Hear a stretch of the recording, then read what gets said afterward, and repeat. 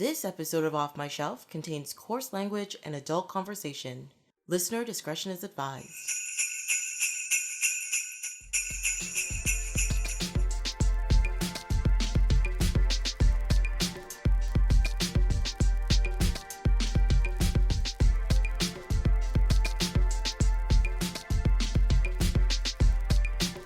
Hello, my name is Tracy James and welcome to Off My Shelf, a podcast about movies that are, well, off my shelf, where we go through my DVDs to talk about the movies in my collection. Usually, because it's the 6th annual Off My Shelf Holiday Extravaganza! Yay! For this episode, I've collected a marvelous muster of meeple to murmur about mirthful mass media. This year, we are talking about TV. Holiday TV, to be specific. Each of my guests have picked a holiday favorite to talk about, which includes episodes from ALF, Batman the Animated Series, Futurama, Leverage, and The Simpsons. My guests are Alex Cook. Hello. Jessica Lutzer. Hi. Sean Archer. Hey. Leah Irby. Hi, that's me. Mike Suderman. Hello. And Brendan Crates. I'm from Australia. Welcome. Yes, you'll hear Brendan on here. He also has a podcast called That Movie You Like the Sequel, which is very good. I have not listened to the Christmas episode as yet, but I will get to it. I haven't listened to it yet either, so don't feel too bad. I'm sure it was a really good one. So we're here talking about like Christmas TV per usual, or holiday TV. And I gotta say, this is a real mashup of stuff this year that you guys picked. So I'm not saying I didn't enjoy it. I was just watching some of these episodes and I was like, whoa, that's a lot. So we're going to go in alphabetical order of TV show. And that means Brendan, our Australian friend here, is going to start. He picked ALF, the season 2, episode 12, episode ALF's Christmas special. Do you want to tell us a little bit about that? Like, why this show? Why this episode? Does it mean something to you? Sure. Yeah. I think you said pick a Christmas special that's kind of meaningful to you and kind of, I guess, you always watch or remind you of things. And I actually really struggled to come up with one. I could think of movies, but not like Christmas special, especially today. And then the ALF Christmas special popped up, and I've never had an opportunity to talk about ALF on anything before.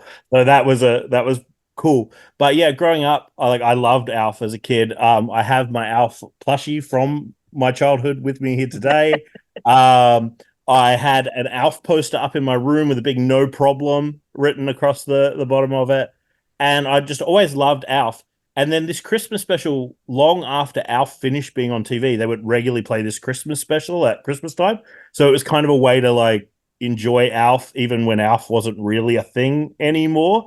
So I think that's probably the big one. But it's interesting because when I was just looking it up, I realized this is actually the season 2 ALF Christmas special, and there's one in season 1 which I had watched way more recently. I watched ALF season 1 I think last year. I don't remember that episode at all, but this Christmas special sticks in my mind. I remembered all of the beats, and there are some pretty when we get to maybe the story, it's always it's kind of full on, especially for ALF. I could remember all of the bits of it, and yeah, it's just I think it's probably. I don't know. I think it's also just kind of good, better than it should be. So yeah, that's why I picked the ALF special. Yeah, I find this episode showcases how, what's a nice way to put this? Messed up 80s and 90s family TV was. It was so wild. Yeah. Oh my God. Yeah. I mean, nothing says Merry Christmas like terminally ill children. Yes. And that's one of the kind of difficult things to deal with in this episode. It's not even the only one. So that's the lighthearted one they started with. Yeah. He also delivered a baby. There was also a suicidal old man. Yes. Yeah, and a very negligent doctor. Yes, agreed. Yeah. Also, Alex made a good point today. Where was the little girl's family? And why was she all alone at the hospital dying? They don't say she's an orphan, right? Terminally ill, so she also had to be an orphan? That's rude, frankly. Yeah, I don't remember them actually saying anything about her being an orphan or anything. So No, who is paying those hospital bills? Should I recap the story really quick, just for probably many people that haven't seen the Alf Christmas special, or probably haven't seen it in a long time, even if they have? Yeah, so Alf is away with the Tanner family, who is the human family. So Alf is an alien. If you've never seen the show, he's this furry alien, and he lives with a family called the Tanners. He's kind of a dick, and he's like extra dickish in this episode. And so they go away to this cabin in the woods, and there's no electricity or anything. He's rewrapped everyone's Christmas presents and from himself because he can't go shopping because he's an alien. And basically, he just kind of pisses everyone off until the point that he leaves, and he ends up getting in a truck with a bunch of toys that are going to a children's hospital or children's ward for Christmas time. And he's given to a girl called Tiffany, who quickly names her doll, aka Alf, Amanda, and has a tea party with him. And he kind of learns that she's throughout the course of the story, we learn that she's terminally ill, and maybe this is going to be her last Christmas. So, as many people mentioned, quite a uplifting episode. But they kind of help each other in a way, understand the spirit of Christmas as happens in these things. Then he gets stuck in a lift with a lady that's about to give birth and helps her give birth. And then on his way home, the old man who rented them the cabin and is also the one giving out the presents, he recently lost his wife, and he's going to jump off a bridge. And Alf talks him back down as Santa, essentially, and talks this man into kind of continuing and explaining that he still has a lot to give. And that's the story, I think, as briefly as I could give it, of the Alf Christmas special. I think that's very well summarized. Yeah, he does get back to the cabin at some point, but yes, he does. Yeah, he gets back to the cabin, and they have a nice kind of Christmas at the end. Learned the meaning of Christmas, so yes, through all of his trials and tribulations. Yeah, not through his family. No. Yes. As the resident Grinch on the Christmas podcast every year, I have to say one thing that I really liked about this Christmas special was that the family who had, chosen to rough it in the cabin was hell-bent on having a nice Christmas and kicked out their family member, while all around them in the town nearby, people were just living their terrible lives, and things continued to be terrible despite the fact that it was Christmas. And they were like, no, you've ruined our perfect event. Get out, go away. We haven't taught you about our human customs, even though you've lived with us for more than one Christmas. So we can't bear to have you around. And kicking Alf out of the house, because the family is such a big part of the TV show normally, and they're actually not that big a part of this special. They're sort of at the beginning and the end. And him being in so many different environments is very unusual for the show. Like, that's not the normal format of the show. So I think maybe that's another reason that it stood out to me. Like, you got to see Alf in different places, which as a kid was just very unusual. Right. Well, it would have been expensive too. Yeah, definitely. So just to be clear, this was supposed to be a kids show? Yes. Because family show. Yeah. And then I watched this episode and I was like, who is the target demographic? Yeah, it's the same target of like shows like Family Matters and stuff is Alf. Like, so it's not just kids, it's meant to be like the family gets together around the TV and watches this show and they learn something. There's a word for that. Mike, what's the term for that our marketing department loves so much? I can't remember. Doesn't matter. Anyway, cross demographic, but I mean, like, TV was totally different when they're like before cable and before all the extra like specialty channels, right? So it had to be kind of way more broad in its appeal because you only had 10 channels or whatever, and then if you're watching NBC or ABC or whatever. Brendan, did you watch Alf with your family? Yeah.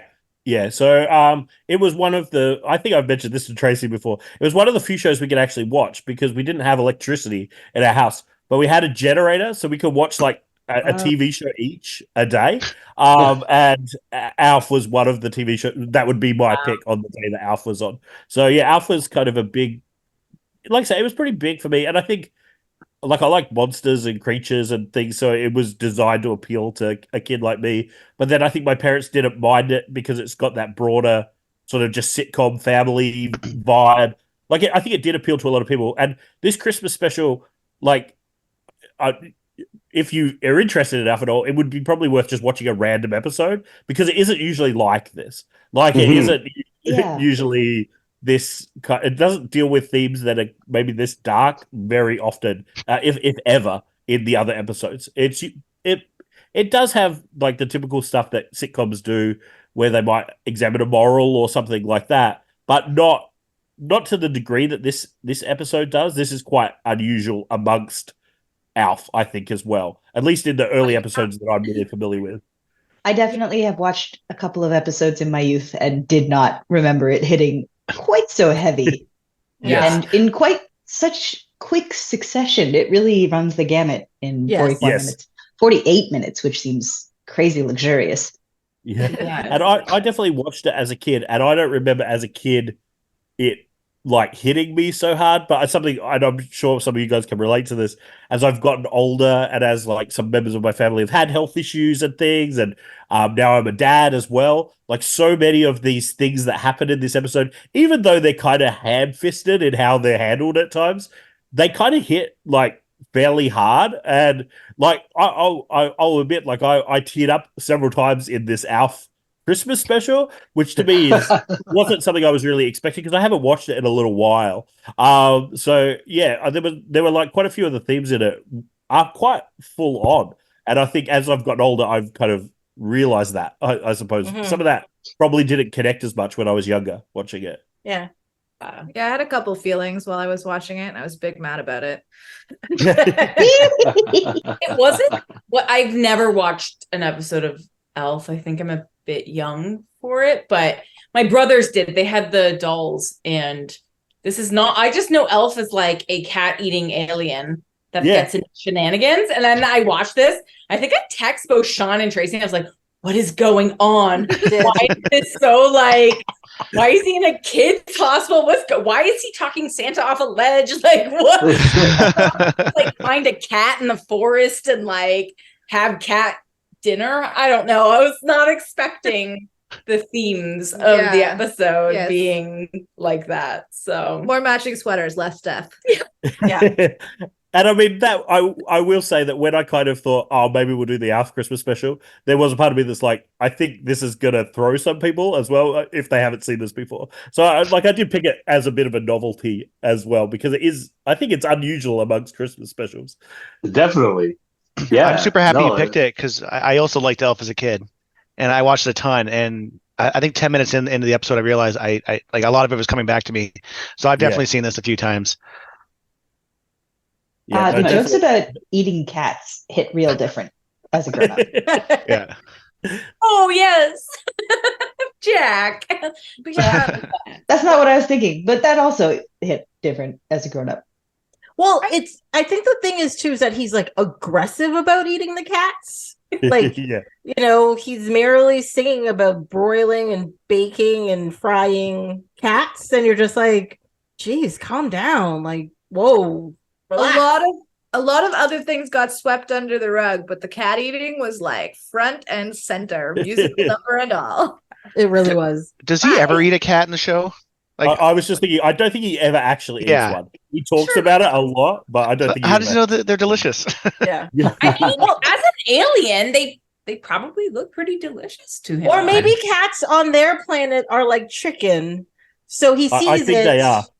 Yeah. And then he's like, "Oh, that's dinner," you know. I think they have cats on Melmac, because I remember in the animated series, there's a lot of like. Again, I don't think you ever see them physically eat a cat, but you see like a restaurant will have cat on the menu and stuff in the animated series of Alf, because that took place on Melmac, I think, mostly from memory. So yeah, they're definitely an Alf universe. Yes. I have some research to do. Mm-hmm. Yeah. I The didn't funny- know it was animated.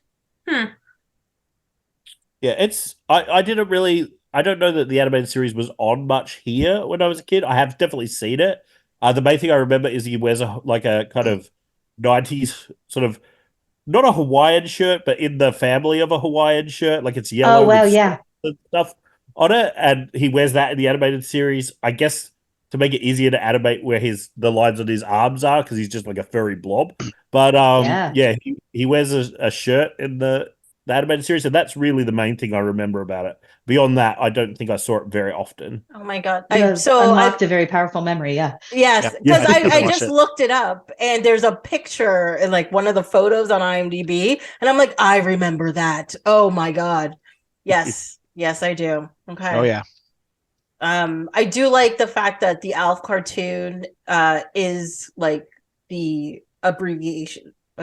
Yeah. A.L.F compared to the TV show, which is just ALF. Right. Oh, really? Yeah. Why are the animated elf his species? None of them wear pants.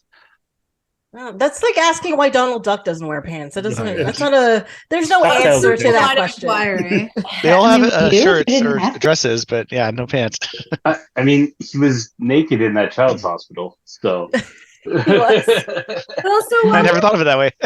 body composition and outfits. They really fat shamed him using The Night Before Christmas.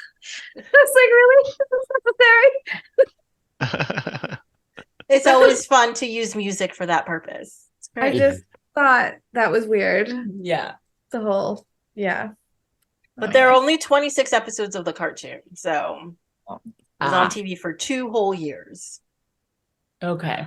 Was it like right after the live action ended, or was this like a weird retro Let's thing? see. I think it was during. I don't know. I felt like it was during. Oh, Yeah, Alf TV shows says 1986 to 2004, which means they did something way later. Yeah. There is a TV movie that came later on, but not as far as 2004. But there was a TV movie that came like a few years after the show. Yeah, and the cartoon is 87 to 89. Oh. so they were. Now, some- somebody's Google alerts are blowing up right now, and they're so excited about rebooting Alf the animated series because of the clear spike in interest. Yeah. Like it's 3 after like 35 years. You're like, what? Let's bring back Alf with all this renewed interest. Yes. I mean, it's probably already in the works. Let's be real. Yeah. Those are being mined pretty hard right now. Okay, so the TV show actually went to the last episode aired Saturday, March 24th, 1990. Oh, that's why. Yeah. And I then they never did a watched it. special later. Did Yeah. anyone learn to act between the show and the special? I don't understand why it says till 2004 when there's no episodes or anything don't here know. indicating. Maybe they that. tried a revival and it never happened. That's my vote. Maybe. Yeah. It's so funny. I told my mom about this and she was like, oh my God, the father can't act. And I was like, thank you. He's Oh, I've got it. I kind of like him. Yeah, In me too. I love 2004, Willie. Alf's hit talk show debuted Sorry, on what? US cable.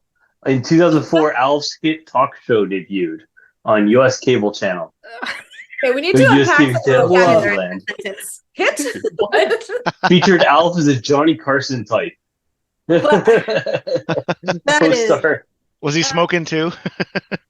Remember Carson used to smoke all the time? That's true. Apparently was co-starring Ed McMahon as Oh. his sidekick. Oh, wow. Guests Wow, include they- Drew Carey, Tom Maybe Green, this is- and Merv Griffin. It ran for 7 episodes. That's a lot That's a of lot. things that I did not see happening in conjunction. Yeah. No, not at all. I mean, here in Canada, we had Ed the Sock. He had a talk show, like a sock puppet. Don't let's equate Alf with Ed the Sock. Ed the Sock had entertainment value. Canadian legend Ed the Sock. But there was also Triumph, the comic dog or whatever. Didn't Oh yeah, he have was on a Conan, show? wasn't he? Yeah, he had but he Yeah. also had like a separate thing for a little while, for like a year or something. Yeah, he was an That insult kinda dog or died off. something. Yes, that's right. Triumph the Insult Comic Dog. I was like, I know there's more to the name than that, but I couldn't remember. Yeah. Yes. Let's see. Anybody have any more thoughts on this show? I mean, I, yes. Michael. I thought it was grim like specifically to be looking to jump off the ledge in the Santa suit. Like I feel like that's something. I don't know. Maybe you go home first instead of like on your way home from giving toys to children. You're like this. This is my lowest point. I don't know. It does seem like if you care radical. enough about being Santa for kids, that you probably wouldn't want the person who finds your body floating down the river the next morning in like all bloated in the Santa suit to potentially be just like, Mom, there's Santa. He's coming down the river to give toys to the fish. Well, and it was seemingly very planned, right? Because he was giving out the cards with all the things. So he knew he was going to do this long before he did it. So I guess the suit was part of the, like, he thought plan. it through. Right? Yeah. And nobody listened to him. He's like, don't open this till Christmas. And no one listened. Yeah, everyone did. Forget this guy's wishes. I'm going to open it now. The doctor didn't listen, opened it, knew exactly what it was, and then just like merrily waved him on his way. Yes, he's exactly. like, see me in a couple days. Yeah. He's obviously I'm going to really busy. Yeah.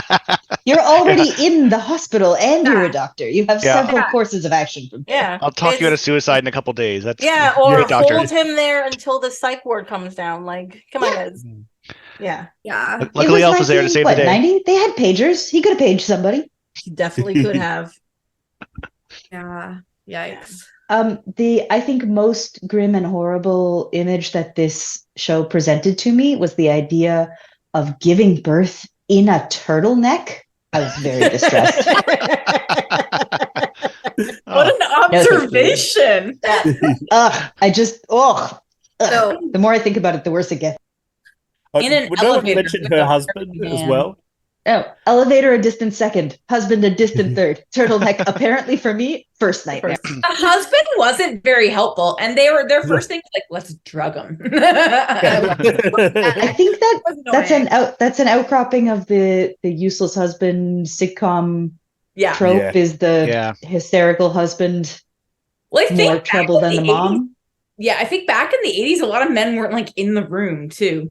No, they weren't. No. I think that I think you had the choice to be in there relatively like maybe the late 60s, early 70s or something. But most men were like, no, that's the woman's doing her business. I'm gonna They gotta get their cigar ready. They're ready. Yeah. Cigar? Yeah. At the time the norm was for men not to be. Now whereas now it's like if somebody's like, I'm gonna pass, like they probably need a good reason or they're gonna end up being told by Reddit that they're getting divorced. Yeah. So.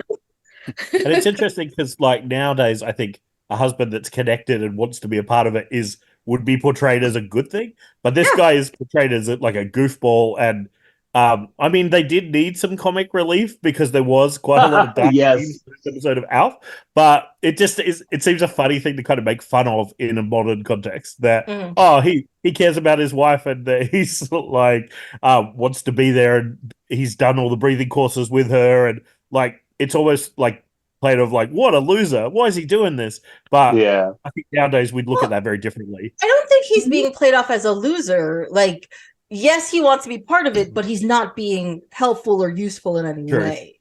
Full photographic equipment. In fact, discouraged. I did highly by all concerned.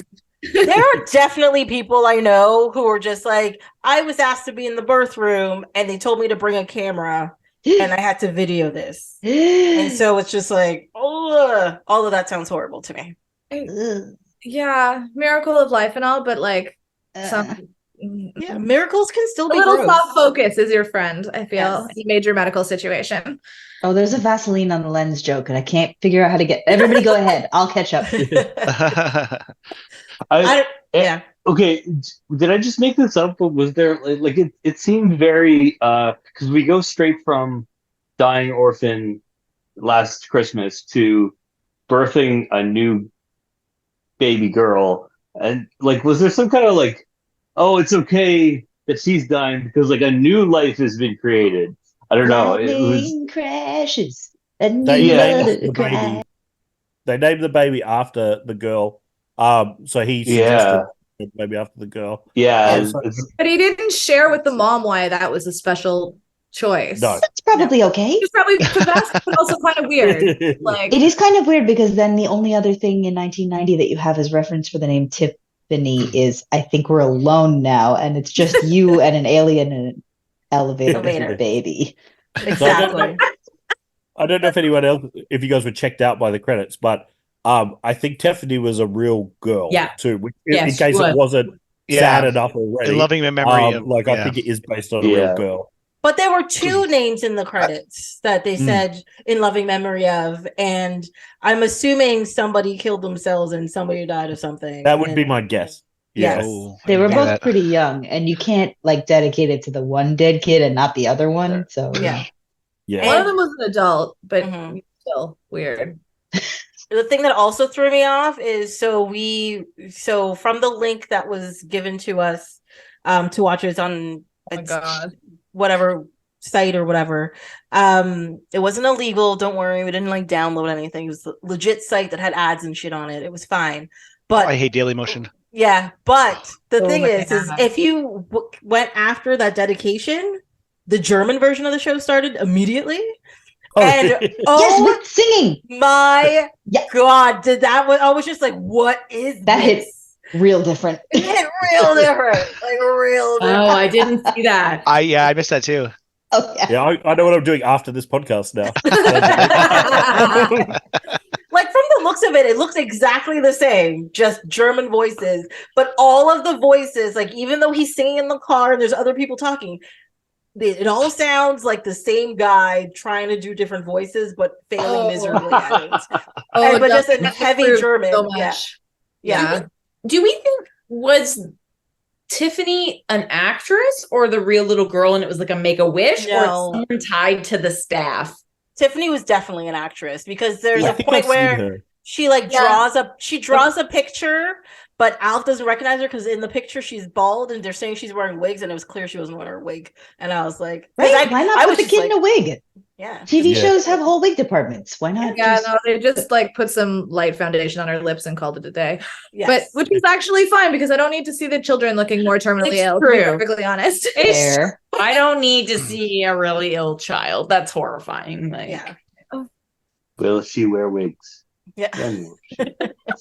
Sorry. Did anyone else? I think there's kind of like a Christmas Carol kind of way of telling this story too. I don't know if anyone kind of picked that up, but I think like they haven't done the traditional thing exactly as Christmas Carol, but he talks to this girl and it's very much about her life and the life that she's lived.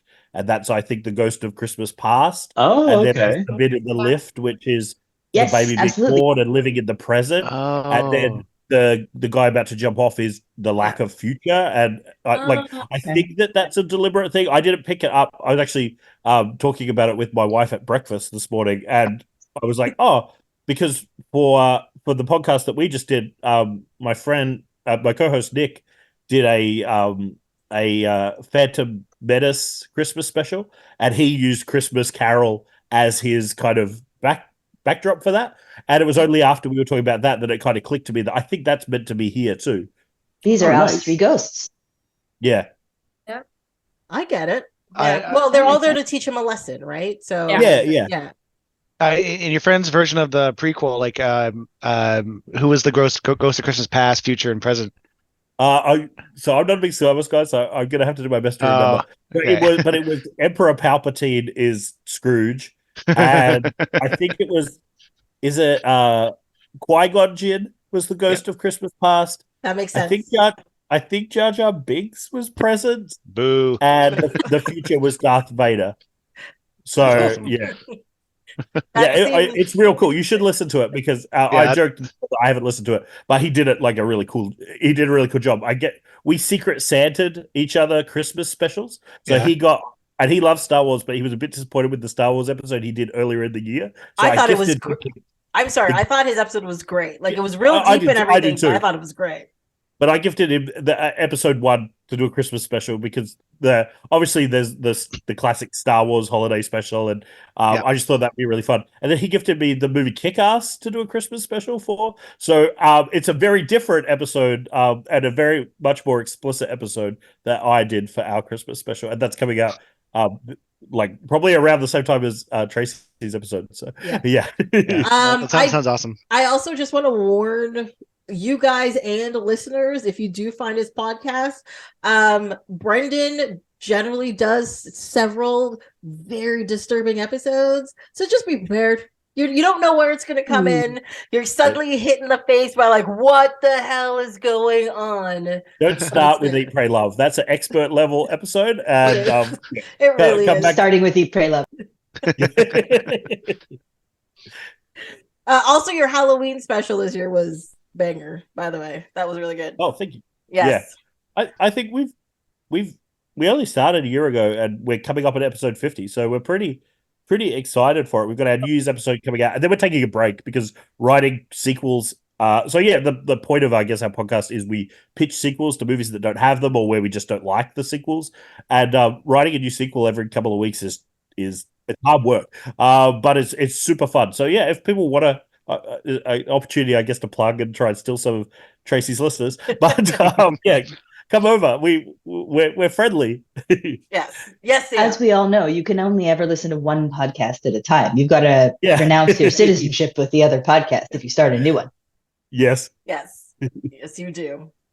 So I do have a couple of thoughts on this episode. I'm going to go back to Al for a second, and also, like, I already said that, like, this is a perfect example of how crazy, like, 80s and 90s sitcoms can get sometimes.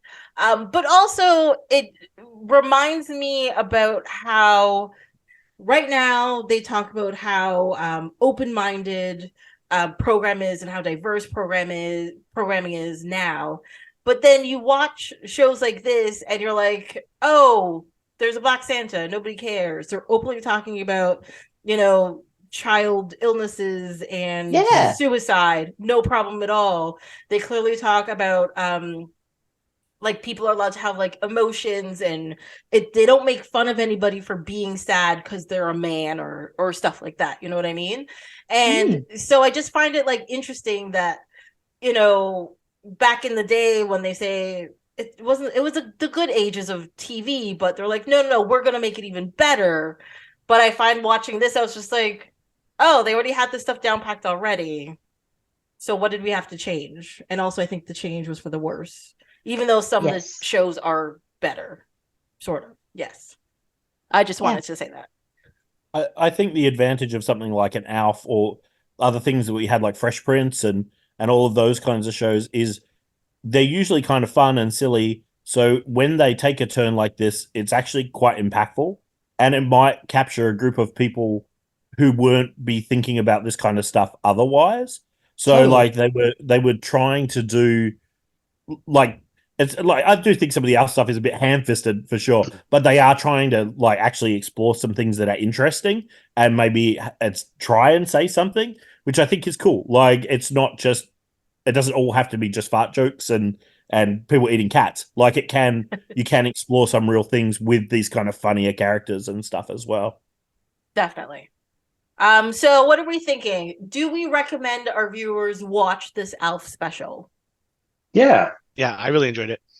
Yeah, it's good stuff. It's something you will not expect, and like, it's got some wild swings in it, and so that's interesting to see.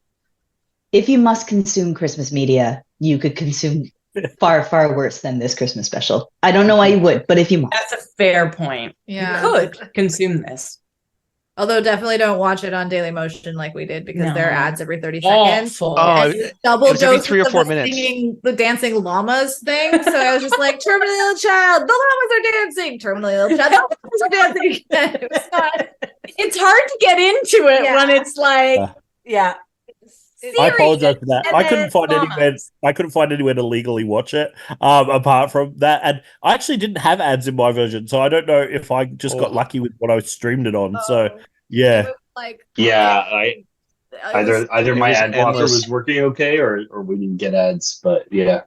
No, I got I think it was like it was 2 ads every 3 minutes or something, and it was like people would be in the middle of, like, saying words and jump to an ad, and you're just like, What's happening? Literally mid conversation. Yeah. The llamas again. Yeah. It was Also, but I do like That the would kill llama the Christmas flow. song. I don't know. It's a thing. I did want to see I guess like the alternate timeline episode because the reason that Alf leaves the cabin, among other things, is that he's brought in like a branch of poison oak, and he's like handing it around because he thinks it's holly, I think. So they send him out there like, get it out of here. And so I was like, and then Alf walked into the woods with the beautiful branch of poison oak and his evil family's instructions to destroy her. But instead, at the last minute, he could not do it and set her free in the enchanted forest. Oh, wait, no, we're still watching Alf. Ah, damn it. Yeah. I mean, I guess that puts it in like a more quote unquote traditional Christmas caroliness, like he goes outside and like, I don't know, he sits under a tree and falls asleep or something, and then the quote unquote ghost visits him. So I think this was them taking it in like the other direction for artistry. That's what I'm going for. Yeah. Yeah. Big swings, like Mike said. Yeah. I kind of wanted to see what appeared to me to be a missing scene between like, okay, Santa's like been talked off the ledge, and then suddenly everybody's in the hospital at an unspecified time for unspecified reasons, and who has told whom what? Like, I kind of felt like there was a bit of a gap there, and I was just like, oh, is it still Christmas? And what on earth is he fixing next to her bed? And like, how did the family, like, how did he get home if he thought he was Santa? Like, yeah. I don't know. Both Mike sorry to quibble about plot holes in Alf, the Christmas special, but like I kind of thought there was a big one. So that was I zoned out there, and then sort of like lost focus for a moment, came back and was just like, is the family expecting Santa Claus to be underneath the other bed in this little girl's hospital room? But that's where I lost focus. Mike lost focus a lot earlier on when Mr. Foley goes to the hospital to hand out presents. He like looked away, looked back, and he was like, why did all these kids come to the mall in their pajamas?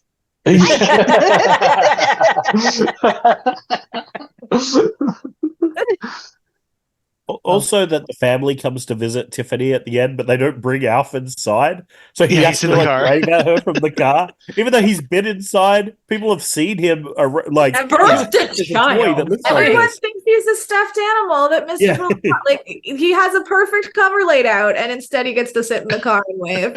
Yeah. He's okay in there. The air conditioning's on and it's playing his favorite music. They ran out of budget for walking Alf, so they could only use puppet Alf, who doesn't have legs. So that whole sequence was demented, but also, I mean, whatever, fine.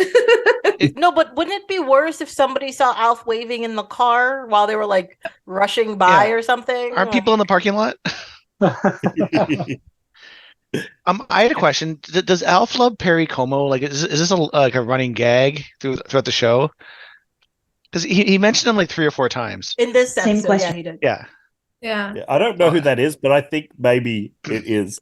He's a crooner, I think. Yeah, he's a crooner. Yeah. I know the name, but I don't. I think it was related to the sweater, right? Because that was like, that's why he took the sweater gift, because he was like trying to do the Perry Como look thing. Oh, okay.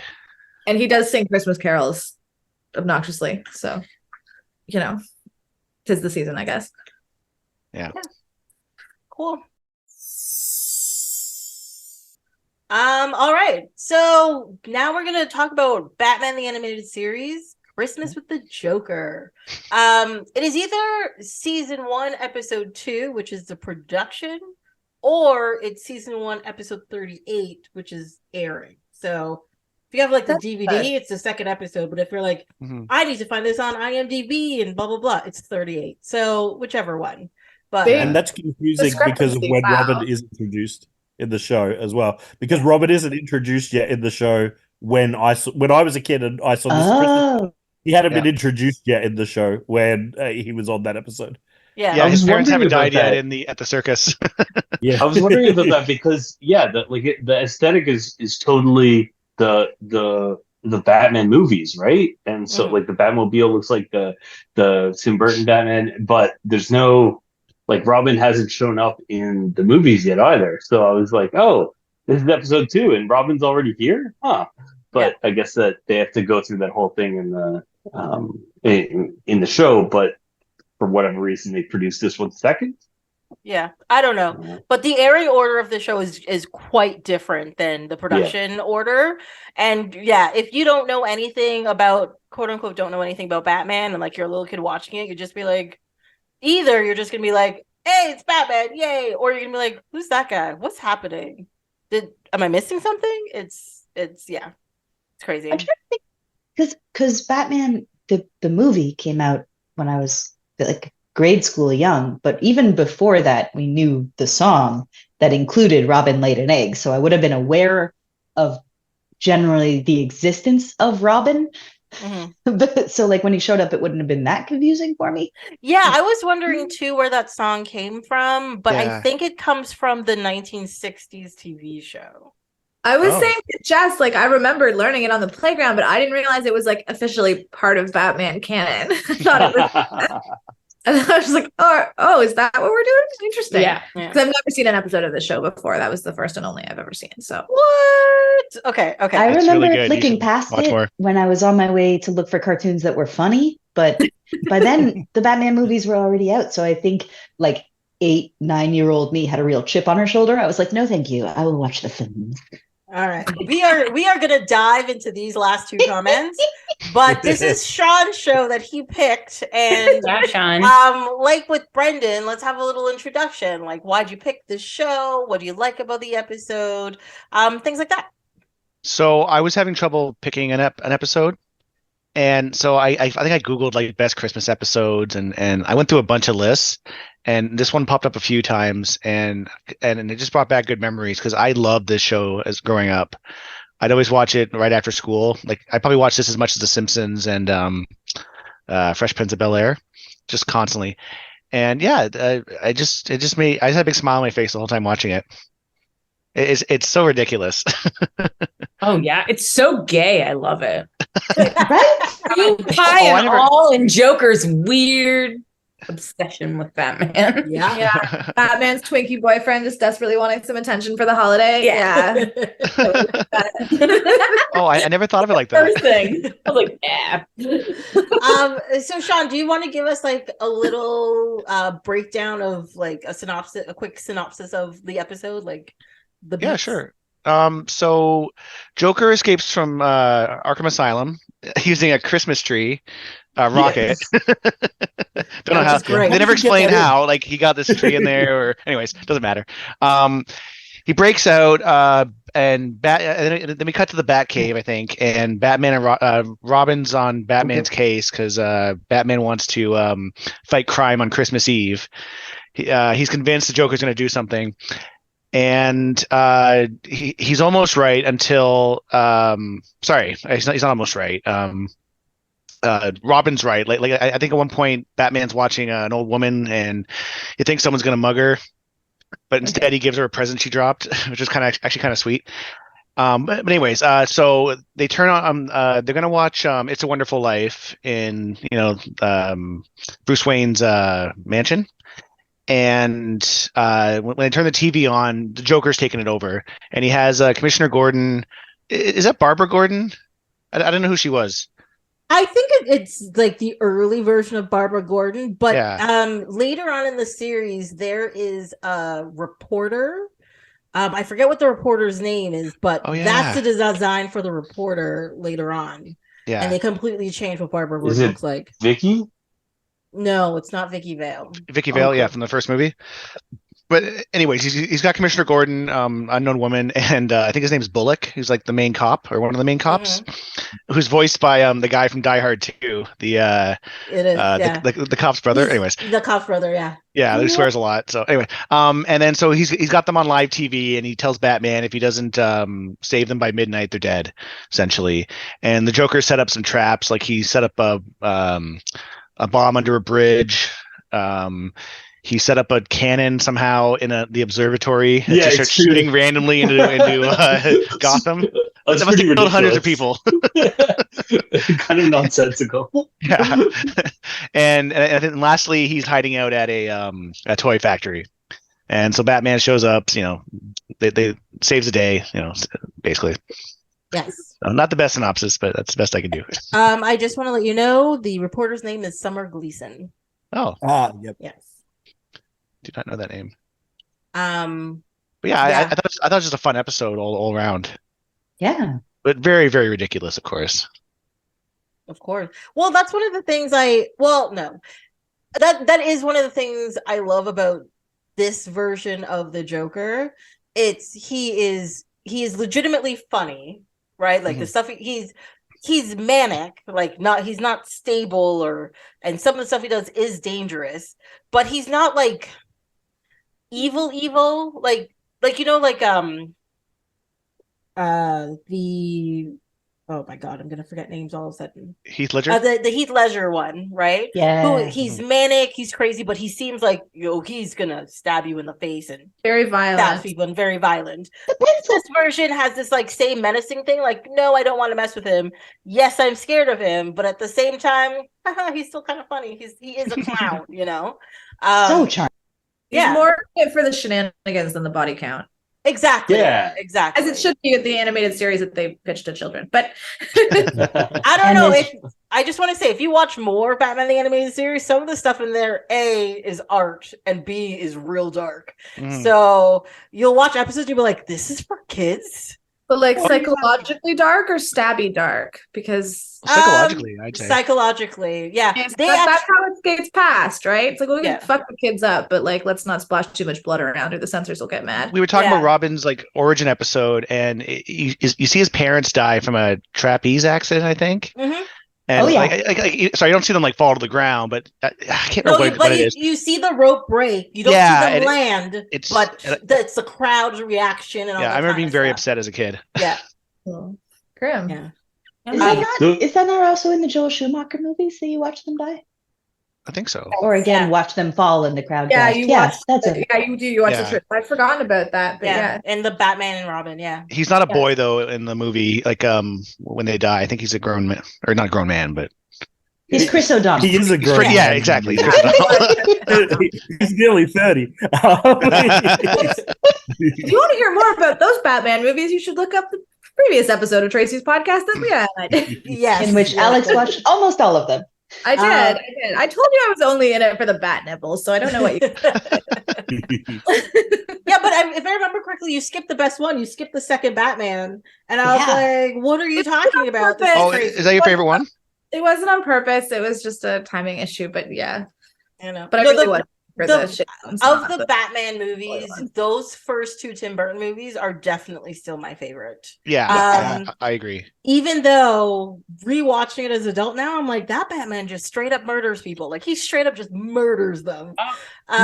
Whereas the animated series actually goes out of its way to show that people aren't dying. Like he'll push somebody off a building, but they'll land in an awning and like land on the floor and then get up, and you'll be like, oh, he's not dead. So like they go out of their way to show that they're not being killed. Yeah. Whereas somebody who fell down 2 stairs recently, by which I mean almost 6 months ago, and still hurts. I'm just like, ooh, you criminals in your life of crime with your flexible rib cages and your spines and your cartilage in your knees. How dare you? I know. One of my favorite things about the Avengers is that like Hawkeye does that crazy thing where he goes feet first through the window, and then the next time you see him, he's just like slumped over, just like, my lower body doesn't work. Exactly. Yeah, it wouldn't, because you're a normal human and you just crash through plate glass at high speed. Yeah. I was just speaking of like the stuff for kids. Like I remember I was a little surprised in this episode that they had like real guns that they were shooting Batman with. Like in the animated Spider-Man, which I a little bit later in like cartoons, but that was what I watched a lot as a kid. It was always lasers, right? Like they were shooting lasers at each other. Like I think G.I. Joe also had a lot of lasers. Like it was like a little more abstract than the guns, but like here just Yeah. These are Tommy guns, and they're being fired at what they think is actually Batman, and his bat cloak is not bulletproof. That teddy bear gets a lot of holes in it. Yeah, That's for sure. Yeah, I can't really think of many other cartoons from the time that had real guns in them, because like all of those Marvel ones all had laser guns. And it was absurd, like because they were just normal police officers firing lasers at each other. Like it was really weird. But I can't think of any other cartoons that and like Static Shock, which was the same kind of universe, I guess, as Batman. I remember that had a real gun in like the first episode because a kid has it, and that's a big part of the plot. But yeah, I don't remember any other cartoons outside of those DC things that were doing that. Oh yeah, there's a whole arc in Darkwing Duck where Penny gets a concealed carry permit. It's very dark. No, of course she doesn't. No, that's not a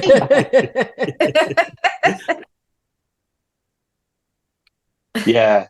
I remember like the when I was watching kids, because like I think I was maybe too young for this Batman. Like I was 5 or something when it started airing. I was you'd see the WB shield, and I'd be like, oh, maybe it's Tiny Toons or something, and then it would transform into the two like searchlight eyes, and I'm like, no, it's not Tiny Toons at all. Oh, poor Tiny Mike. I would like to just make a note about the Joker's tailoring and outfitting in this episode, because you didn't like his we sweater learned vest that and such? No, the purple pants really only work in combination with that fabulously tailored jacket, because when it is paired with a cardigan combo, they look like the Joker becomes a grandpa just like immediately. It's all on the shoulders. Yep. Yeah. I feel like that's what they were kind of going for, but that's just me. Pants are so high up.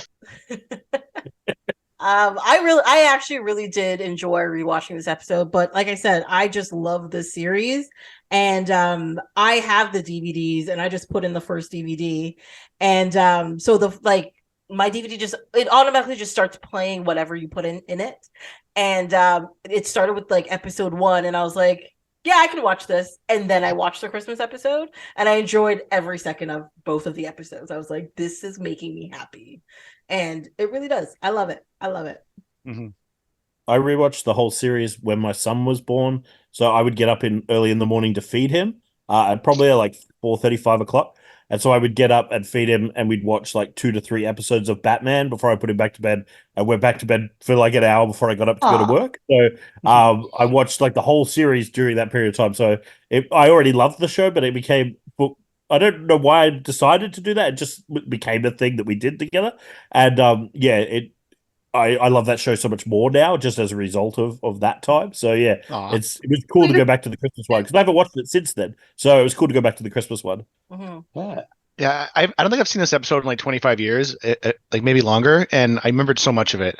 It was like it's so strange how memory works sometimes. Yeah, I didn't remember the episode starting at Arkham Asylum. But I was just like, damn, they go way out for Christmas over there. Like, geez, with the caroling, and they got gifts in the background. They're stringing garlands and stuff.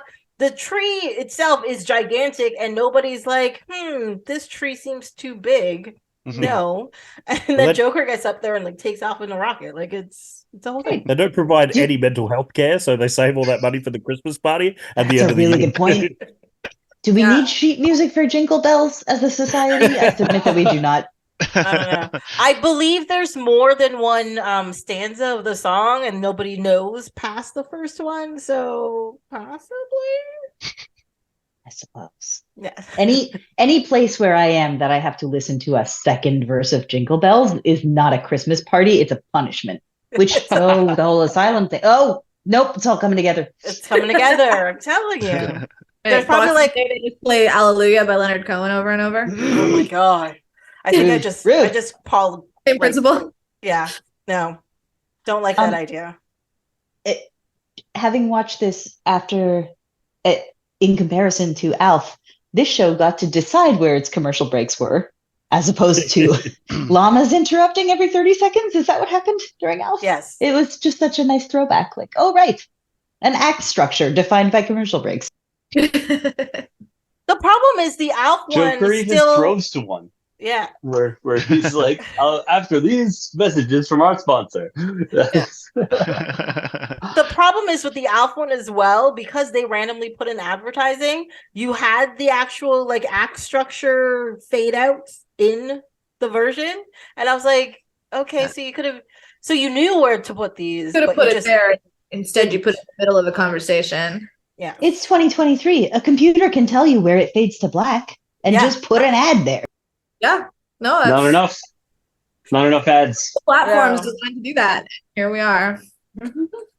I also do like the point that they let Robin make a pun in this episode. Where they're in they're in the toy factory. He's got a bat and he's like swinging and he's like, they don't call you Batman for nothing. And I was like, yes, you did it. I laughed. I'll admit it. I love too. Yeah, me three. The gay jokes over here by then, so we weren't really like having the fun structure. Oh yeah, we were. There's got to be at least one pun an episode if Robin is there, so I was very happy for it. Fair enough. I did thoroughly enjoy this episode, like I said. It was fun. Yeah, it was fun. Yeah. I have one last note about it, which is that Mike was saying apparently they were in talks with Tim Curry to voice the Joker.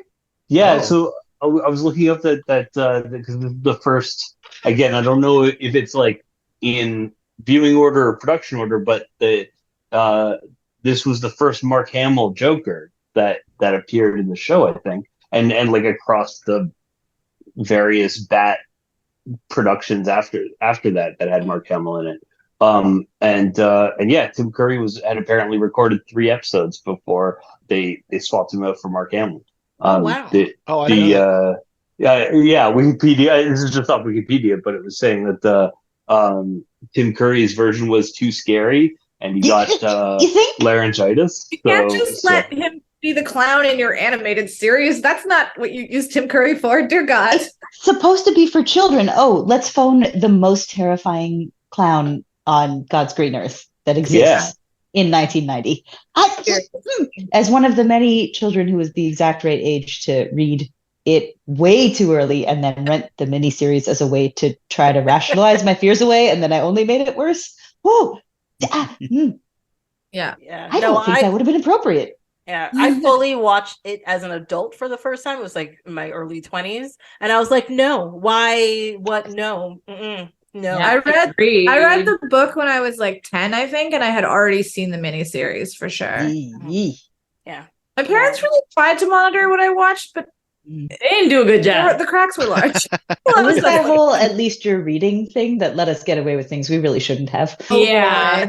They never monitored my books, which had they realized there was a child orgy in that book, they would have never let you. They might have had some additional. I'm sorry. No, you know what? No. Don't ask. No, explain it. That's not. We don't have time. 11-year-old I think I know. Down. No, they don't want to know.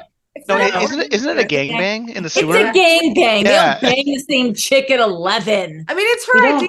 At least there was. That's how you become a man. That's possible. But anyway, I had to explain this to so many people when the new movies came out. Stephen King is a brilliant guy, and sometimes he overindulges in cough syrup, and things happen. Okay.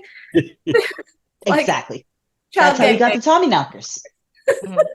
Yeah, gangbangs. Oh, that's a word. The words that should not go together. Yeah. Child and gangbang. I mean, her obviously, but I also did watch the new ones at home on a sunny day in the middle of summer, and I was still mad at myself for doing it. So whatever. That's terrifying. It's terrifying. Yep. Did not enjoy myself. Not at all. I'm sorry that you didn't. Tim Curry much too frightening for this kind of I program. agree. Also, as former Rocky people, I am profoundly glad that I did not have to listen to him say any of those things, because that would be another level of freakiness. Exactly. Yep. No, I don't like it. I'm uncomfortable with the thought. I'm glad they didn't go that way. Yeah. Yep. Also, because of this episode, I was watching some stuff on TV, and I watched that new Merry Little Batman movie that's on Amazon. Oh yeah. Has anybody watched it? It's on my list. It is a absolute delight. Oh, it is. Love Okay. it. The music, the animation's really cool. The music's cool. The story's cool. They have Damien in it, and this is the first time they don't make Damien a tiny little dickhead. Wait, like Damien? they make him, yeah, Batman's Who's that? son. Batman's son. No, you don't know about this? What? Who does he have a kid with? Batman. Well, technically, Talia al Ghul. yeah, Talia al Ghul, yeah. Oh, okay. But like in everything he shows up at like 8 years old and is a complete asshole. In this one, he's an absolute delight. He's really cute and everything. Oh, and a lot of is a well-adjusted child. This is my shocked face. Unless Alfred had a son who can raise him, I don't see what. I mean, how Alfred's he's still gonna there, so I don't know. He was also trained as an assassin until he went to live with Batman. Yes. So Batman is actually like the better parent option in this scenario. It's terribly worrying. Yay! Oh dear. But I definitely recommend it because damn, as soon as the credits start, you're just like the music starts. What's the song that opens it? I don't even remember. But I remember being like, oh my god, this is amazing. And yeah, goes from But there. it's a Christmas movie? Yeah, it's a Christmas. Well, it's a movie that takes place at Christmas. If you want me to put it that way, if that'll make you watch it. How about you tell me all about it? Then I won't have to hear a Christmas song. It'll be great. Well, they only play like one Christmas song in it, and then there's one in the credits, so you can skip the credits. But there's only like one Christmas song in the middle. I guess, yes. Are any of them performed by Wham? Because if not, I'm out.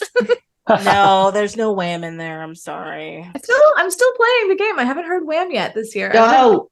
Covers, but I mean, I shouldn't have said that, but I haven't heard the original yet. Oh, I gotta watch the movie Last Christmas now. I watched it last year, and I'm so mad at myself that I liked it.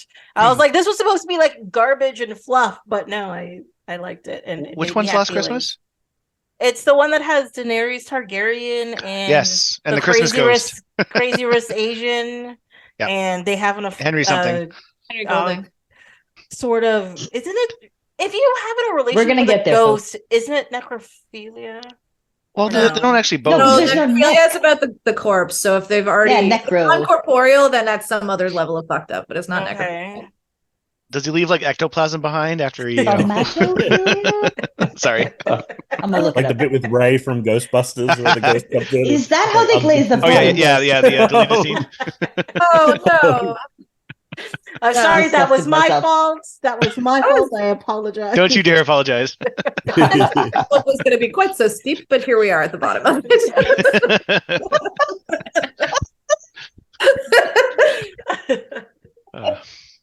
Okay. So does this mean we're recommending that people should watch Christmas with the Joker for the holiday? 100%. Yes, definitely. Yeah, it's fun. It's fun. Sure. If you like Christmas, then fine. I'm sorry, all my recommendations are going to be mitigated that way. That is absolutely fine. Yeah. If you like cream pie, go ahead. If you like Joker giving, yeah. Anyway, whatever. Next. All right. Next up, we've got Mike and our Grinch have picked the Futurama episode, A Tale of Two Santas, from season 4, episode 2 of Futurama. Take it away. Yeah. It's Futurama, so it's great. I had the DVDs as a kid, pretty much as soon as they came out. And as someone with Grinchish tendencies myself, I liked the Futurama lore's Santa having been programmed or having a bug in him so that everybody ended up getting rated as naughty, which if anybody's seen The Good Place is something that's echoed at that show as well. Yeah. But and then I really like this episode specifically because we've got them. Well, we've had one Futurama Christmas episode where they've just established that Santa is a killer murder machine, and so this one they're building on that lore, and they've got the Neptunians as the elves, and they have their little song, and it's just I don't know, I really like it a lot. Do you want to try to give a summary, or should I give a summary having half watched it one time? Yeah, you must have seen it before, didn't you? Have the DVD? I don't watch, but I would not. I love Futurama, but I would not have watched a Christmas episode on purpose. Fair enough. Yeah. Why don't you give the summary then? Oh boy, why did I What do even you offer think that as an happened in option? this episode, Leah? Okay, all right. The Planet Express crew goes to Neptune and they find the Neptunians not doing super well. The little elves are starving and ragged and little Victorian orphan style. There is, we know that Santa is a domineering overlord, capitalist tyrant. And Leela tries to kill Santa with a paradox because he's a robot. So if he's presented with a good enough paradox, his robot head explodes. I'm not totally sure about this. But instead, he proves immune to paradoxes. But he does get trapped in a block of ice, which is enough for him to be effectively useless over Christmas. So then the Planet Express crew motivates the elves, Neptunians, to make some toys. They're not very good at it, but they try their best. And they set up Bender, who is also a robot, to act as Santa, where, of course, everybody on Earth is afraid of Santa. And because he's been a homicidal robot for so long, so they managed to capture and almost kill Bender, at which point the real robot Santa frees himself, busts through the wall at the last minute when Bender is about to be torn apart by magnets, which Futurama fans will notice that he immediately starts singing folk songs, or in this case, Swing Low, Sweet Chariot. Yes. And the two of them fly off into the night. Merry Christmas to all and to all. Good night. Mike, help. You didn't watch this? I think the only thing you left out is that they meet up with Kwanzaa, voiced by Coolio. Oh, that's right. That was a bright spot. I hate that you guys actually pay attention to these shows, because now I got to change my quiz questions. This is very frustrating to me. I don't like it. I regret nothing. Yeah. And yes, there is not only is this a jolly Christmas episode, but it's even a musical episode. So it's got a song in it that starts with the Neptunian. You know, they're shrunken Neptunians because they don't get fed correctly, so that's why they're the size of Christmas elves. But the opening lyrics of their song are, "We are free and fairly sober, and we have so many toys to build. The machines are kind of tricky. Probably someone will be killed." And there's a sign. It says non-union shop. Yes. It's Triangle Shirtwaist Christmas. That blew my mind, because the Neptunians do look like Elzar, the celebrity chef, for those of you who love Futurama like I do. But I had not realized, because I don't watch the Christmas episodes, that Elzar is a Neptunian who has been properly fed and therefore grew to be the size of other Earth and Earthenoids? Yeah. Humans? Yeah. Well, that's the thing. So first of all, I know you're grumpy about Christmas episodes, Leah, but if you actually pay attention to the lore of the show, Christmas is not about Christmas anymore. It's Xmas. Xmas, which I like. And it's just about hiding and not being killed by Santa. Those are the whole episodes. That's it. See, I should broaden my horizons, because I felt that was an appropriate way to celebrate Xmas, is to call it Xmas, and also to spend it in bed or under the bed. Yes. You know, whatever makes you feel more comfortable. Cowering. I got major The Purge vibes from this Yes. episode. I'd never seen it before, and obviously The Purge came later, but yeah, it had major Purge vibes. Yes. The first episode, I think, or the first Christmas episode where John Goodman voices the Santa, is even more purgy, because that one is mostly just about them on Earth and them telling Fry about like all of the defensive things you need to do in order to survive Xmas. And, like, you have to get off the streets before dark, and all of this makes so much sense to me. The idea that you would have a list of things to do to survive Xmas. I mean, it just really sat with me very easy. Yeah. The professor is shooting Bender like with the shotgun, like 3 or 4 times. I was in stitches, especially in the courtroom. I didn't see that one coming.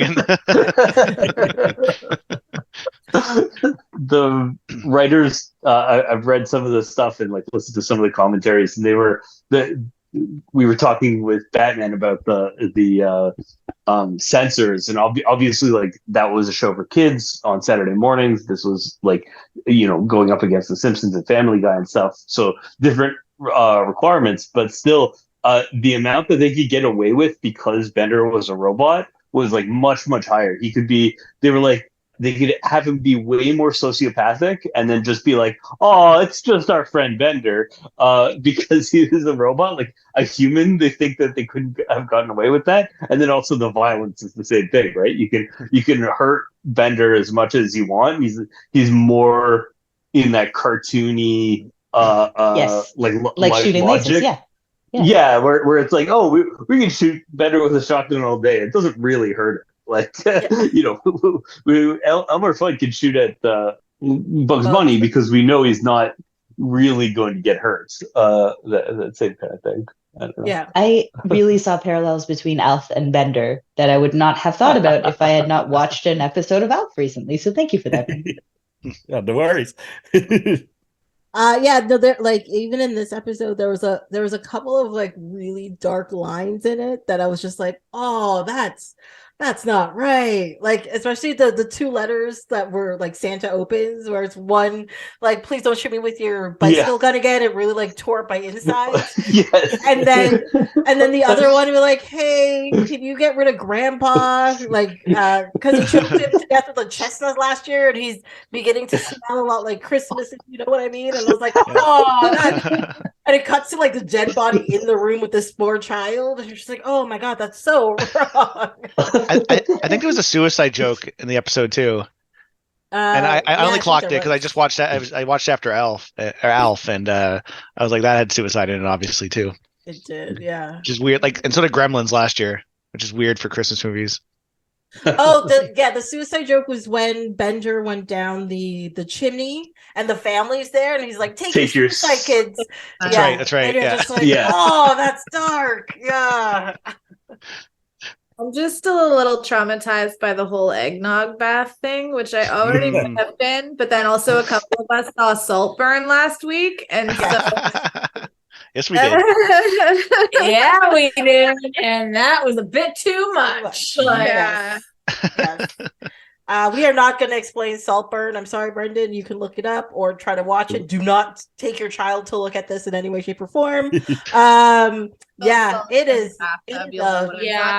There's a very distinct bathtub scene, and it just filled with ectoplasm. The less said about it, the better. So yeah, the more I hear about this movie, the more questions I have. I cannot wait. You gotta watch it. Stay in the theater with an audience. Amazing. I feel like that movie happened to me rather than that I went to see it. Yes. We'll put it that way. Absolutely agree. Oh, like The Lighthouse. Yeah. Okay. It's actually, a lot of things. Yeah, I feel if you like The Lighthouse, you love Saltburn. I think so. Anyway, but the eggnog bath thing just like threw me back. It was disturbing enough just that they were just happily drinking out of a bath even before Saltburn popped out of it. It's just like, yes, always disturbing. Definitely. Ugh.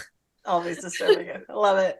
Yeah. The funniest part of the episode for me is so stupid. It's the part where they're on trial and the kid is in like the box, and I don't know, the rooster lawyer or whatever was like trying to calm her down. What a great character. And just like chicken almost like pecks at her and was like, oh, for some reason I thought you were corn. And I was like, what? What? Actually, what made me laugh was when he opened up his briefcase and all his chicks are in there. And he's like, Daddy did you proud or something. I can't remember what he says, but I really love what is that like, chicken in other episodes? Oh, sorry. Yeah. Yeah. Okay. Absolutely. I did not remember him at all. Like I watched Futurama so long ago. He's fantastic. I really love when he's like, would you point to that robot right now? Is that robot?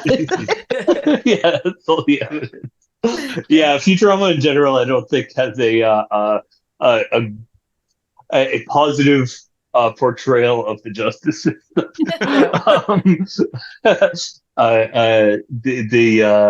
Judge Whitey also a return character. Yeah. I have to go home and eat my ham and mayo sandwich or something like that. Like, Yes.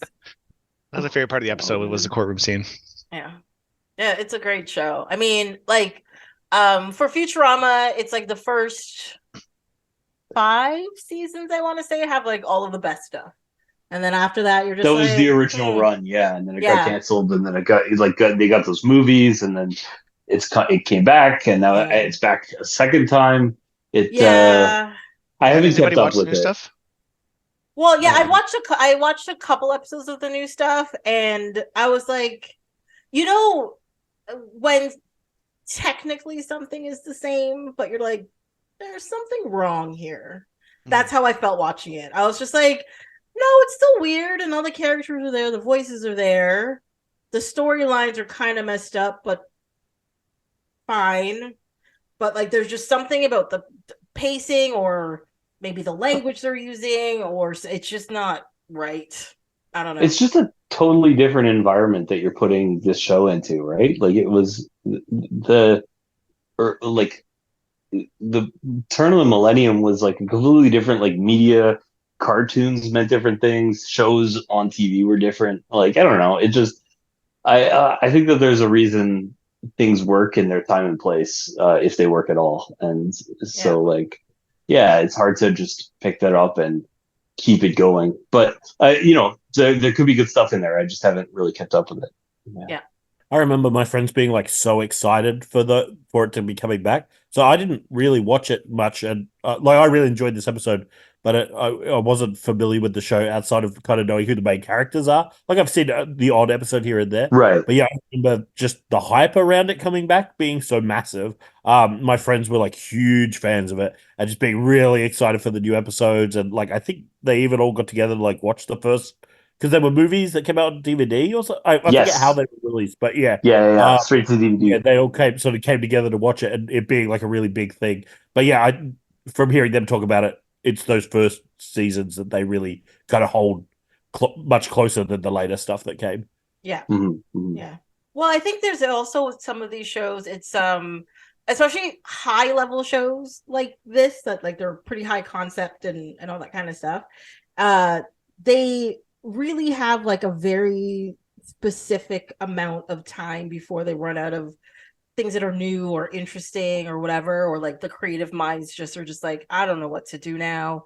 And you see that with a lot of things where you're just like we really liked you and we really like the stuff that you've done, but maybe you should just stop. It's done. It's over. It's done now.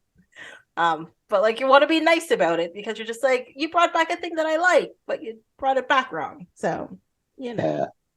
And like from the first revival, I think this was the Comedy Central ones, so not the current run, but the last time it came back. There are some episodes that I really really like the Forward Time Machine, where Fry and is testing the professor's time machine that can only go forward through time, but they can go all the way past the end of the universe and then start again from the beginning. And so it's a really cool concept, and I think that that's where like the newer ones succeed the most, is that like if you just have a totally wacky concept and then you just go for it for the entire episode. Like they have so much set up already to handle a wacky time concept, and they're so adept at handling time or concepts that need new mathematical formulas to execute them properly. Yeah. As they did with the body swapping episode. The body swapping episode, yeah. Yeah. Yeah, apparently like a whole bunch of them actually got together and created an actual theorem that actually worked and blah blah blah blah. And you're just like, okay, mathematical proof, yeah. Yeah. It's apparently like the script writers and the people on the team had like a whole bunch of like degrees and PhDs and all this kind of stuff, and you're just like, and you're writing a cartoon, which is awesome, but also like, really? Maybe you could be benefiting humanity in other ways. Yeah. Maybe they could be paid more, is the way I'm thinking about it. Also, yes. But yeah, no, I love Futurama. So that's it. Yeah. I do recommend watching all of the early seasons of Futurama. That's just me. Yep. Very, very few misses in that first run. Yeah, that's the thing. Like the later episodes, like yes, there's good, like there's still jokes and there's good stuff in it and everything, but it's just much further apart than before, where it's just like one in every like 6 episodes is good compared to every episode being good. different. Apparently, Yeah. even the Xmas ones. So I learned something today. You did learn something today. It's amazing. Amazing. So do we recommend this episode for our viewers to watch? Yeah. Yes. Yep. I think it's pretty Yeah, good. for sure. I liked it. It's awesome. Alex and Jess are suspiciously silent. I know. I think if you're into animated series and you like The Simpsons and kind of Family Guy and that kind of stuff, then you would enjoy it. But you She's didn't? not convinced, so I have other beef with Futurama that has nothing to do with the quality of the show. So there was a lot of groaning when we put it on the TV. Oh, I need to hear some of this, Alex. Is that why you've been so quiet? What's the beef? it's not really. Where's the beef? I'm not really that into animated shows in general, so like it was never really going to be my Boo. thing. But then also, I know I don't like children or animation, and I work in children's television. Sacrilege, like seriously. But also, like when the DVDs first came out, I bought the first season for my ex, and then he winded me until he made me watch the whole thing in one day. And then I was like, okay, so I'm just never ever going to watch the show ever again, which I stuck by for a lot of years. I have subsequently watched episodes that Leah thought I would think were funny. So like, I don't hate the show, but it's just like not your vibe. Sometimes I was not totally wrong. Yeah. So well, that means you just have like a bad connection to it now because this asshole ruined something good for you. Yeah, exactly. I think we all know the experience of being persuaded to watch something that you don't think you're going to like until you know for sure that you don't like it. Yeah, I bought it for him as a gift, and then he was such an asshole about it that I had never voluntarily watched an episode for like 4 years. So it just speaks to the depth of my charm that I was able to get her to watch even a little bit. Yeah, everyone's well, you're pretty, you know my taste. So if you say like, oh God, don't watch that movie, you'll hate it, I just don't anymore. Because why would and like if you're like, you need to watch this episode of X or Y, I usually will. Yeah. So and I love animated shit, so I'm not. I used to watch this in high school, so pretty fond of the early stuff. Not all of it, but I still actively watch a lot of cartoons, as people know. So I love cartoons. There's lots of really, really good animated shows out there, and not just like visual quality, but I mean like stories and all that kind of stuff, and like good characters, the voice work, everything. I watch a lot of animated programming. I think I also am not that excited about short form content, and it's more that than the animation. Like I don't watch sitcoms typically either, unless again Leah sits me down and is like, "We're watching 3 episodes of Brooklyn Nine-Nine." Just like, here's a drink, shut up. Are you gonna come and watch The Boy? What's it called? The Boy with the Heron? The Boy and the Heron. I'm not. Boy and the Heron. Okay. Yeah. I also am not New particularly excited about that one. Say that again, Tracy. Louder for me, please. I am not particularly excited about that one either. What? What's wrong with you? Well, I'm in, Jessica. Yay! Me too. We're gonna go. Yay! We are gonna go between Christmas and New Year, and we are going to listen to Robert Pattinson play an old heron. It's okay, I'm in. Oh, it's not gonna be Japanese. Oh, I don't like. So they have a whole like North American cast. Some of the characters are Asian, but it's apparently very well done. I'm super excited. Excellent. Yeah, I'd like to go back and just make sure that it's very clear on the public record that this is not because I have ever read or watched or enjoyed Twilight, but because Robert Pattinson as an independent actor chooses some very challenging roles. And so I am inclined to go see him, whatever he's doing. Both of them. Apparently, he showed up with a bunch of voice memos and filmed the voice work in 2 days. And it does not, I would not peg this as him. It sounds so good. Like people are calling him the anti-Chris Pratt. That actually tracks. Yeah, that makes a lot of sense. Because Chris Pratt's just, his voice is Chris Pratt. Like that's what you're getting. But I would have not known it was Robert Pattinson. And I'm not like I like Robert's weird work, but like he's just out there to prove he's not Twilight, and I'm here for it. I dig that about him. Yeah. Well, I think both of them took their Twilight money and like you said, picked really interesting roles. Yeah. He probably never needs to work again if he is not inclined. So he can just do roles that are cool and not bother with the shit that. Anyway, It's a very Daniel Radcliffe kind of career. It's great. Yeah. Exactly. yeah, they don't need money. They're just Except doing Daniel weird shit. Radcliffe liked playing Harry Potter, and Robert Pattinson was just like, why am I involved with this creepy woman? Oh no. Yeah. And He yet, had only, regrets, but he needed the money. He needed the bags. only of one of cash. them jet skied a farting corpse across the ocean. So, you know. That movie was so good. I love Swiss Army so Man. good. It was so good. For those of you who have not seen Swiss Army Man, go see Swiss Army Man. I didn't Great realize movie. it was a vehicular pursuit. It's a few things, as the Swiss Army indicates. There's a few things in there. I feel about that movie a bit the way I felt about Saltburn before I saw it. It was like every piece of information I learn, I feel like I know less about what happens. Yes. Yes. Definitely. Yeah. I mean, I've seen Swiss Army Man, and if somebody told me about Swiss Army Man, I'd be like, what the? Did I watch that? You're lying. This couldn't possibly it's happen. weird. A lot of things. Yeah. To be honest, the only thing I think I've actually actively watched Robert Pattinson in is the one where he played James Dean or whatever, and somebody's trying to get that picture in the interview or whatever from him. And I actually really liked him in that because I almost didn't watch it because he was in it, and I was like, oh, it's the Twilight guy. And then I watched it, I was like, oh, he's pretty good for a Twilight guy. And I was like, okay. Do you like him as Batman? I know you think the movie's just okay, but do you like him? He's evil. I really Batman. like him as Batman. Me too. I thought he was great. I thought he was really good Batman. Yeah. I don't. Expectations were like on the ground. We're here, but I actually quite liked surpassed. him. Yeah. Also, he has the jawline. Just cut. Cut stone, man. He looks very fetching.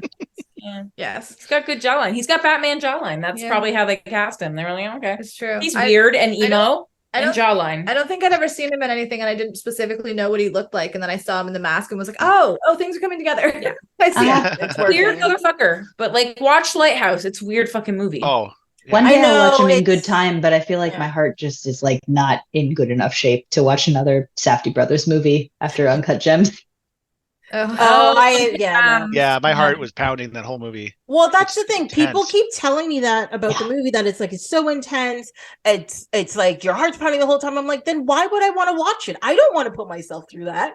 And I'm like, I understand it's a good movie, but I don't want to be like, I finished watching the movie and just stressed out. Like that is not my idea of a good time.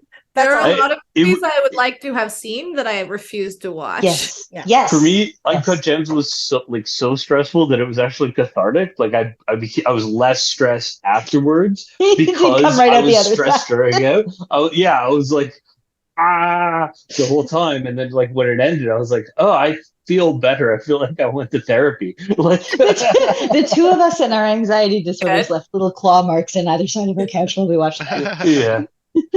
Yeah, I just like, it's one of the movies I kind of want to make myself watch, like Hereditary, but I just haven't been able to do it. I just not yet. Things I have peace with. I am so mad I didn't see Hereditary in theaters. This is one scene I just wish I was around other people for. Yes, we watched it in a weekend showing full of like young adults who were going to see a scary movie and thought that they were in for The Conjuring. And then we're there for Hereditary, and boy, it was great hearing those gasps and those laughs and those like moments like wave through the theater is 100% is one of my best cinema experiences. Is watching a whole audience full of kids who didn't know what kind of horror movie they were about to watch. Mm-hmm. Yeah. That's the experience with Saltburn. Yeah. I mean, a lot of awkward laughing. There was also a lot of people just whispering to each other, "What the fuck?" Like, also muffled laughter when people weren't sure if they were allowed to laugh or not, because it's like dark as hell, but also very, very funny. There's just me and Sean like, what? Sean's like, this is the best movie ever. I didn't expect that. What's happening? Did they really? Oh God! I'm so glad I didn't see a trailer or anything for it. Like I had no idea what to expect. I sent Sean one scene with Rosemary Pike. Is it Pike? Rosamund Pike. Rosamund Pike, and Sean was like, "I'm sold," and I was like, "I still don't know what this movie is about, but we have to see this." Definitely. Yeah. You know me, I'll see anything in a theater. So sorry, just to go back a second, the Robert Pattinson movie I was talking about is called Life. And he did not play James Dean. He played the reporter who talked to James Dean, who's played by Dane DeHaan. Who? He did not play James Dean. That is no. Oh, I know. My remembrance of it is that no, he played James Dean. Why wouldn't he play James Dean? But no, he played James Dean. So But it's a great movie. It's a slice of. It's right before James Dean died and whatever, and it's like his last interview and that iconic picture of him like walking down the street, like how that picture got taken, and it's really good. It's just all like character, the talking mood. Ooh. It's good. Yeah. All right. That's it. Sorry. Yes. Saltburn. It's really good. Don't take your kids. Yeah. It's not. I just looked it up while you guys were talking, and it's not available in my state at any of the cinemas. But I will keep an eye out for it. I could go. I'm not going to Victoria for work. Yeah, it didn't get wide release. So it didn't get wide release. Yeah, streaming for Christmas. Yeah, it is like it's in cinemas in Australia, just not on the island that I live on. So yeah. I wonder if you'll get it in streaming because it's supposed to come in Canada on the 22nd for streaming. Yeah. Oh, so really? I wonder Wow. I'll definitely keep an eye out for it. I'm intrigued. Make sure your kid is not around. Yeah, they can't be around. No, not at all. I'm like almost impossible to shock, and I clutched my pearls more than once. Yeah. I was like, oh God, really? Mm-hmm. I'm a vampire. That's all I'll say. Yeah, it's good. It's good. Okay. I guess we'll go to the next show. Yeah. So let's go on to the next show. We've got Justin Alex with Leverage, a show that Alex has been trying to get us to watch forever. With the season 3, episode 14 episode, The Ho Ho Ho Job. Go ahead. I mean, it kind of sounds like it should be something different. Not as many hoses as I thought. Yeah. The title was a draw. But yes, as Tracy says, I am like a lunatic evangelical about this show. I love it so much, and it had weird distribution, so a lot of people have never heard of it. Yeah. But I guess Which is a shame because it's fantastic. It's so good. Yeah, almost all. Well, I guess now I've subjected all of you to it. So, and this isn't like The Shining Star. I think it's one of their more like. It's a very silly episode. It's a silly episode. They have better ones, but. Yeah. But so basically the concept of the show itself is it's like a heist show, sort of Ocean's 11 style cons that is a group of 5 criminals who basically help people using their like unorthodox skills and crime. So they're like, the A-team? Sort of, yes. But like more lighthearted heists instead of like shooting from a van.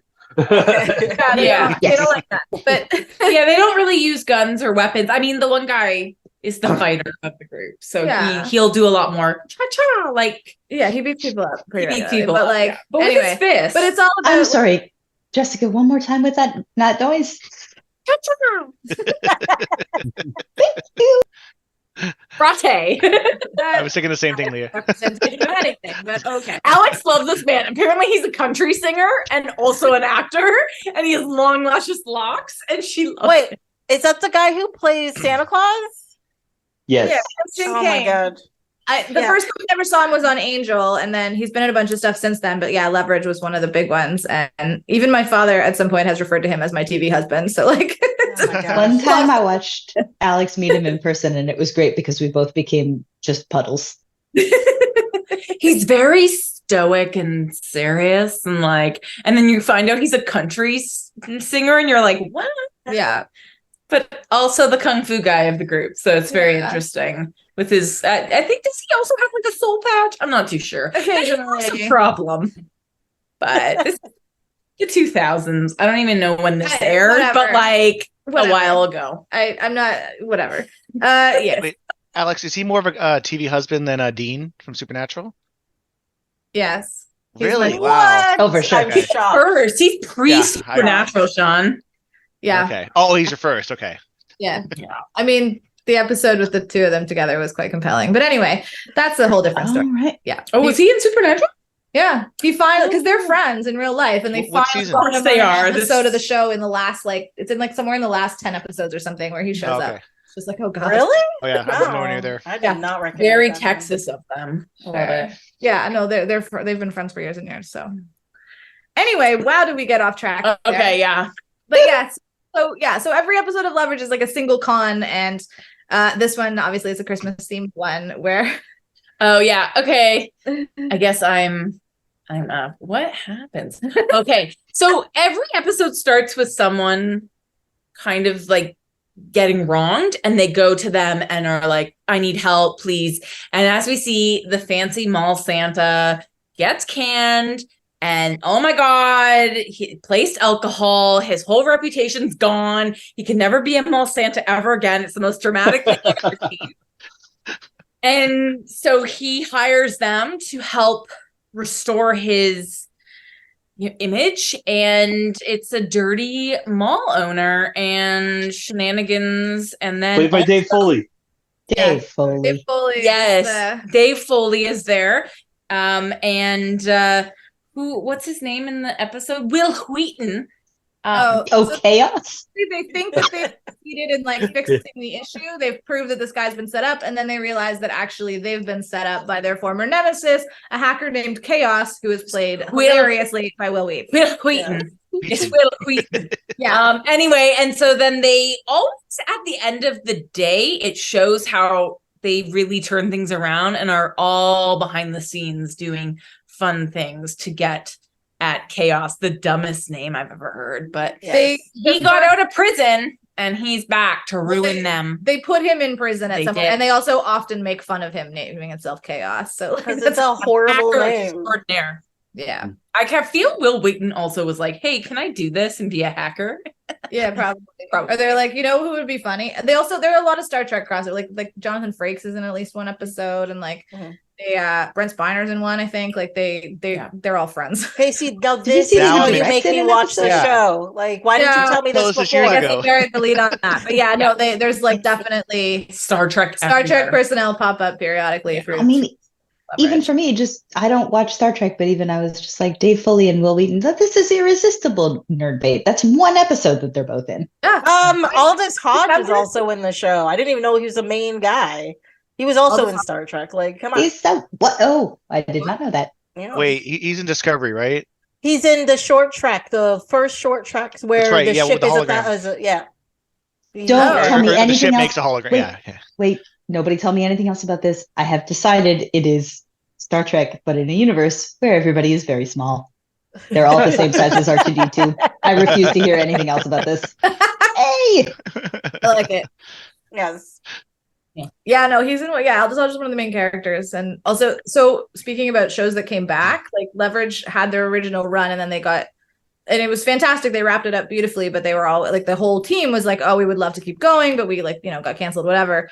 And then like almost 10 years later, they brought it back, and they've done 2 seasons of Leverage Redemption, and they just greenlit a 3rd one. Oh. So yeah, but Aldous has been busy filming other things, so he's still in the show, but he like periodically, he's barely in it. Yeah. Pops up, but not every episode, whatever. But yeah. Anyway, and the new series is fantastic. So it actually worked this time. I don't just pretty watch the new series. You made me watch the original. She made me. It was good. I didn't fight it. I've only watched because you had placed it on. Yeah, I was like, we're watching this now. I mean, I like dated. I like episode to episode. Like it's neatly wrapped up. Yeah, there are some like through plots, but generally speaking, it's a monster of the week situation. Yeah. And it's also good in the headlines too, like corrupt CEOs and that kind of stuff. That like the producers have said, they're like, we have to like dumb stuff down, because if we actually printed we actually tried to like write it as is actually happening, like no one would ever watch the show. It'd be trash. Yeah, have to like it.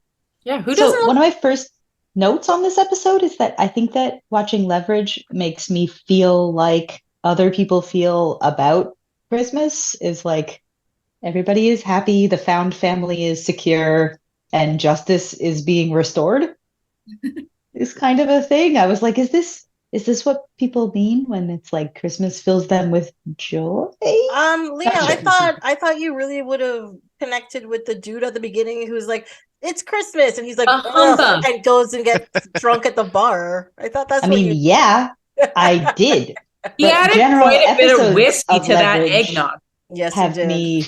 Yeah, no. Mostly, I'm like Nate around the holidays, but generally speaking, the vibe of Leverage with its whole like extremely positive thing, and justice restored, and the whole family thing and celebration of joy is.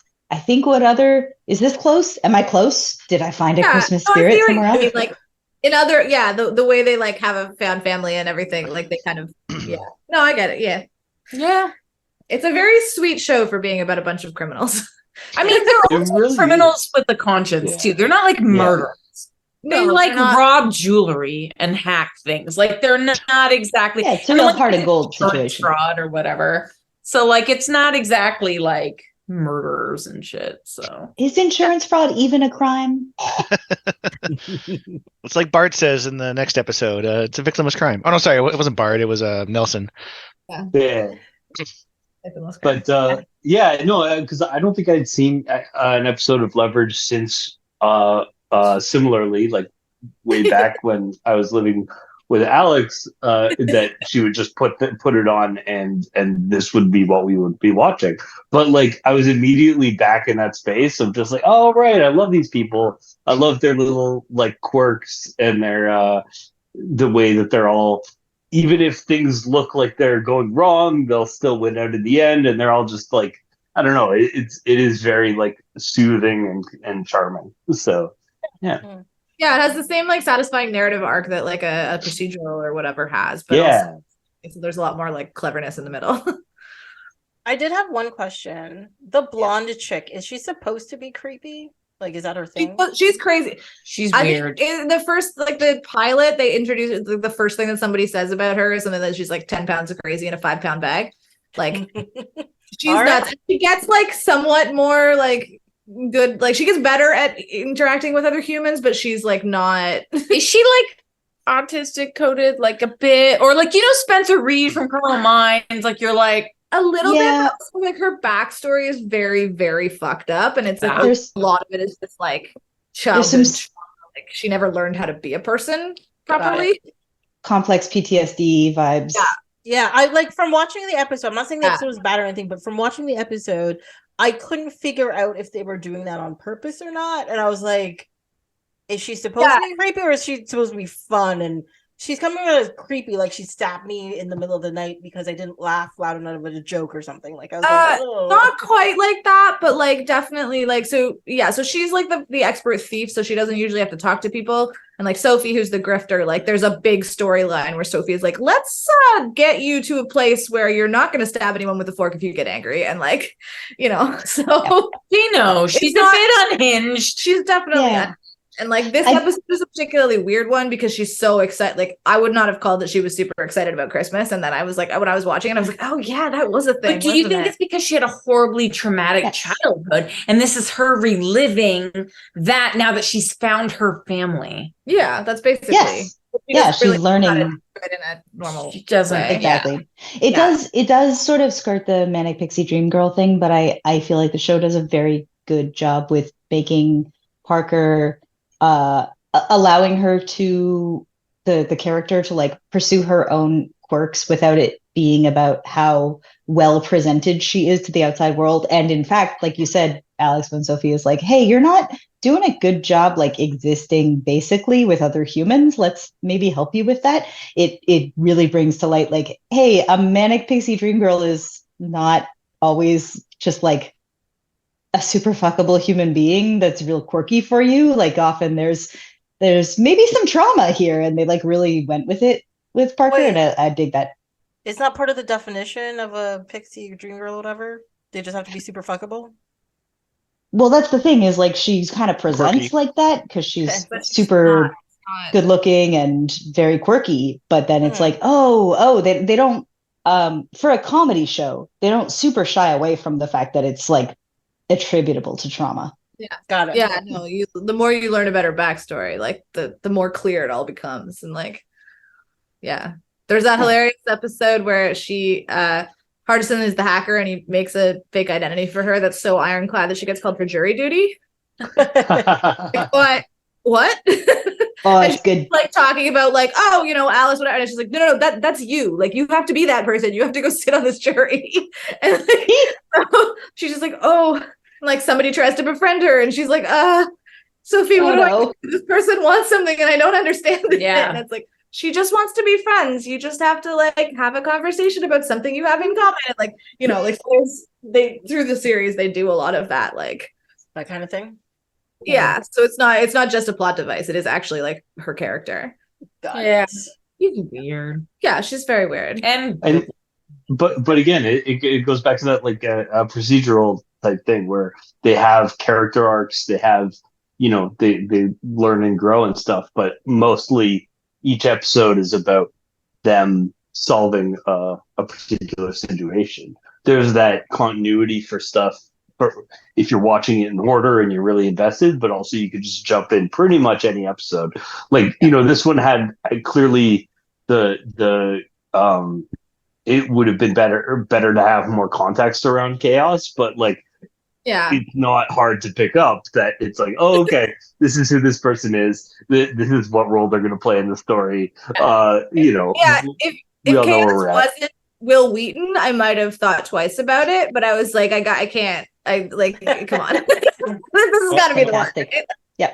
I've never seen or heard, like, I've never seen the show. I've never even heard of Leverage before it popped up on the thing. And this is the only episode that I've watched. And I could immediately kind of get what was going on because it has all of those kind of archetypes. Oh, there's the tough guy. There's the computer guy. There's the kind of graphics guy. This is like, even though I don't know their backstory, this is that supervillain that probably reoccurs once a season. And I could kind of like, it felt very comfortable just to slide into like these kinds of shows too, because like I say, they're designed to be either for the fans, there's that kind of other stuff, but a lot of these shows are kind of designed to just be seen on TV when you're at a hotel or at you just kind of randomly come across it, and for me it worked really well. I had fun with it, and I might watch another one. It's very trope friendly. Honestly, I can still say like the pilot episode of the show is like the best pilot I think I've ever seen. Like, they knew exactly what they were doing. Episode.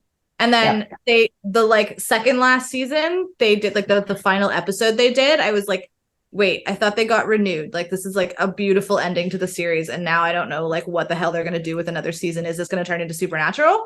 Yeah. And then the next season was like, oh no, this is the perfect end to this series. Like, how the fuck did they do that? Like they really Supernatural really did do that. Like their quote unquote original last season worked up to like a pretty good end, and then they're like, no, we are coming back, and you're like, what? And then when it actually finished, you're just like, that was good. End the series because that's how they planned it, and then they like fumbled around in the dark for 3 seasons before they got it back together. Yeah. I mean, again, they're also Monster of the Week, so they could kind of get away with it. But yeah, like there's some pretty unimpressive stuff in there. Talk about not sticking the landing on the end of a series. I also really just like mall Santas fighting each other. Right? Very also, I texted Alex in the middle of the night. All of those establishing shots of the interior mall are the Eaton Center. I didn't realize that. She told me you would notice, and I was like, well, wait a second. I thought it was crazy because they never filmed here. Like, so I was like, there must just be some mall architect, some that does that. But that's which what I thought.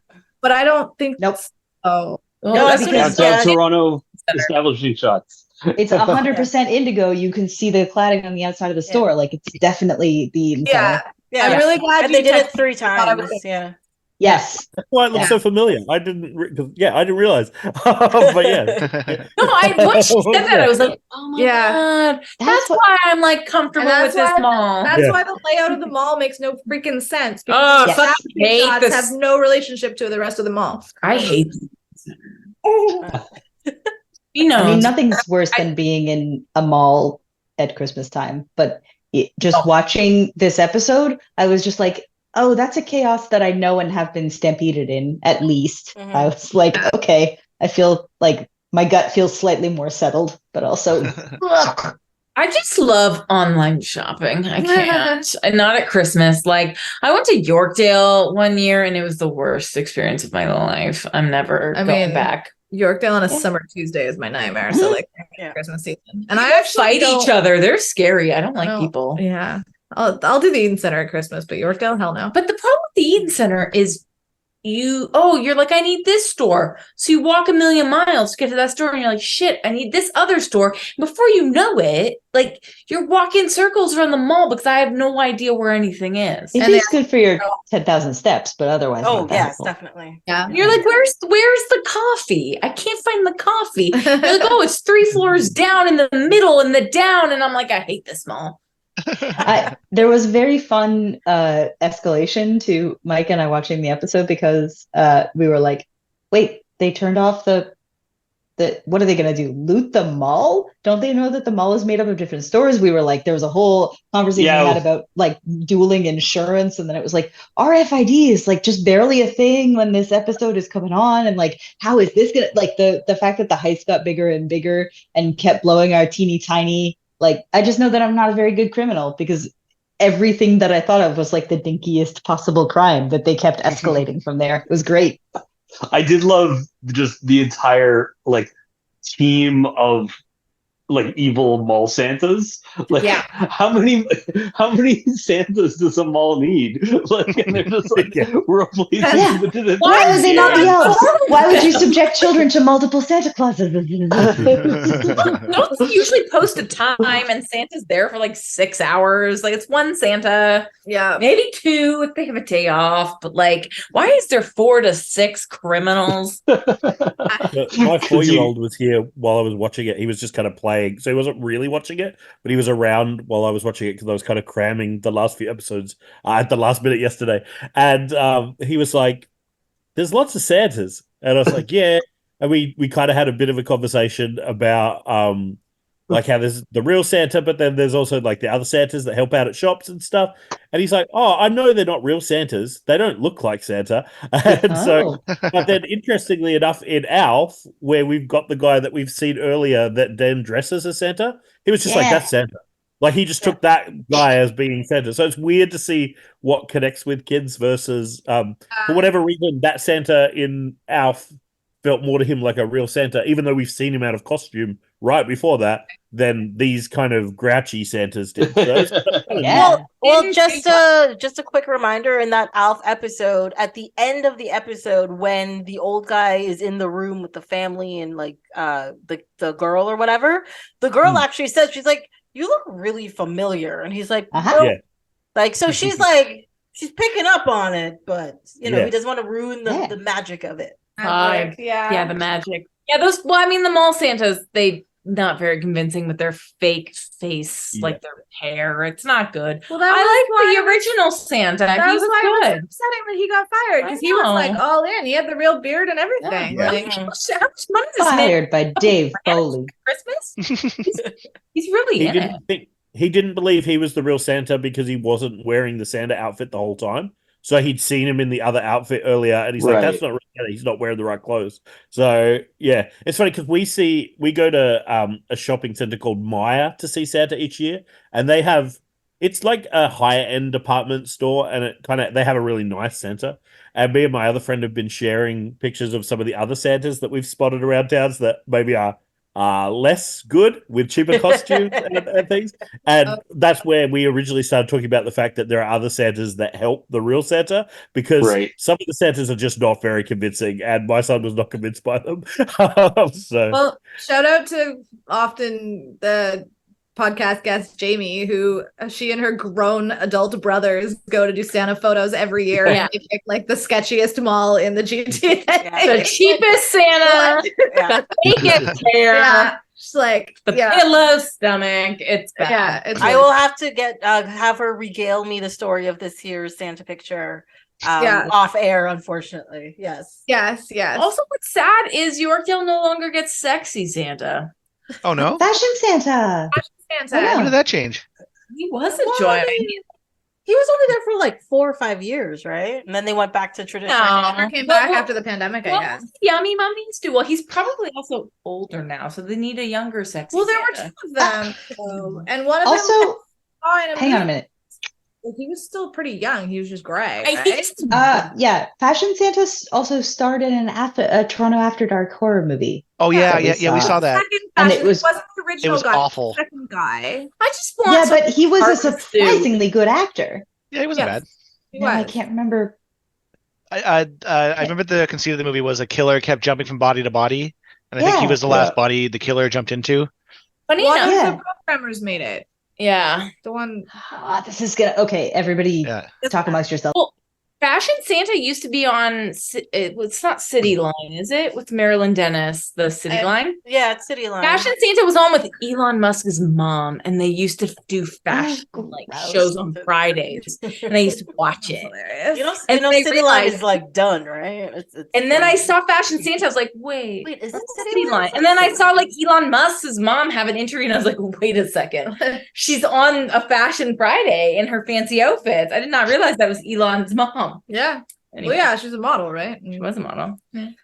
Unfortunate I just looked up Fashion Santa. He's rad. Listen, the 40 to 60-year-old lady crowd went wild. Oh, I can see why. He's a fetching dude. Don't forget about gay men. They went pretty wild over him. They did. Yeah. Oh, they went crazy. Yeah. For Christmas, I want to call Santa Daddy. Yeah. Oh boy. I sit on your lap, Daddy. You gotta say Daddy. Daddy. Oh, look at your tartan suit, Daddy. Your pecs are fine. Anyway. Yeah. Okay, we went on. It's the holidays. We're on Santa still. It's So fine. Jess definitely wants to tap Fashion Santa. Yes. I mean, who among us? Anyway. But yeah. So crime. Yeah. Crime.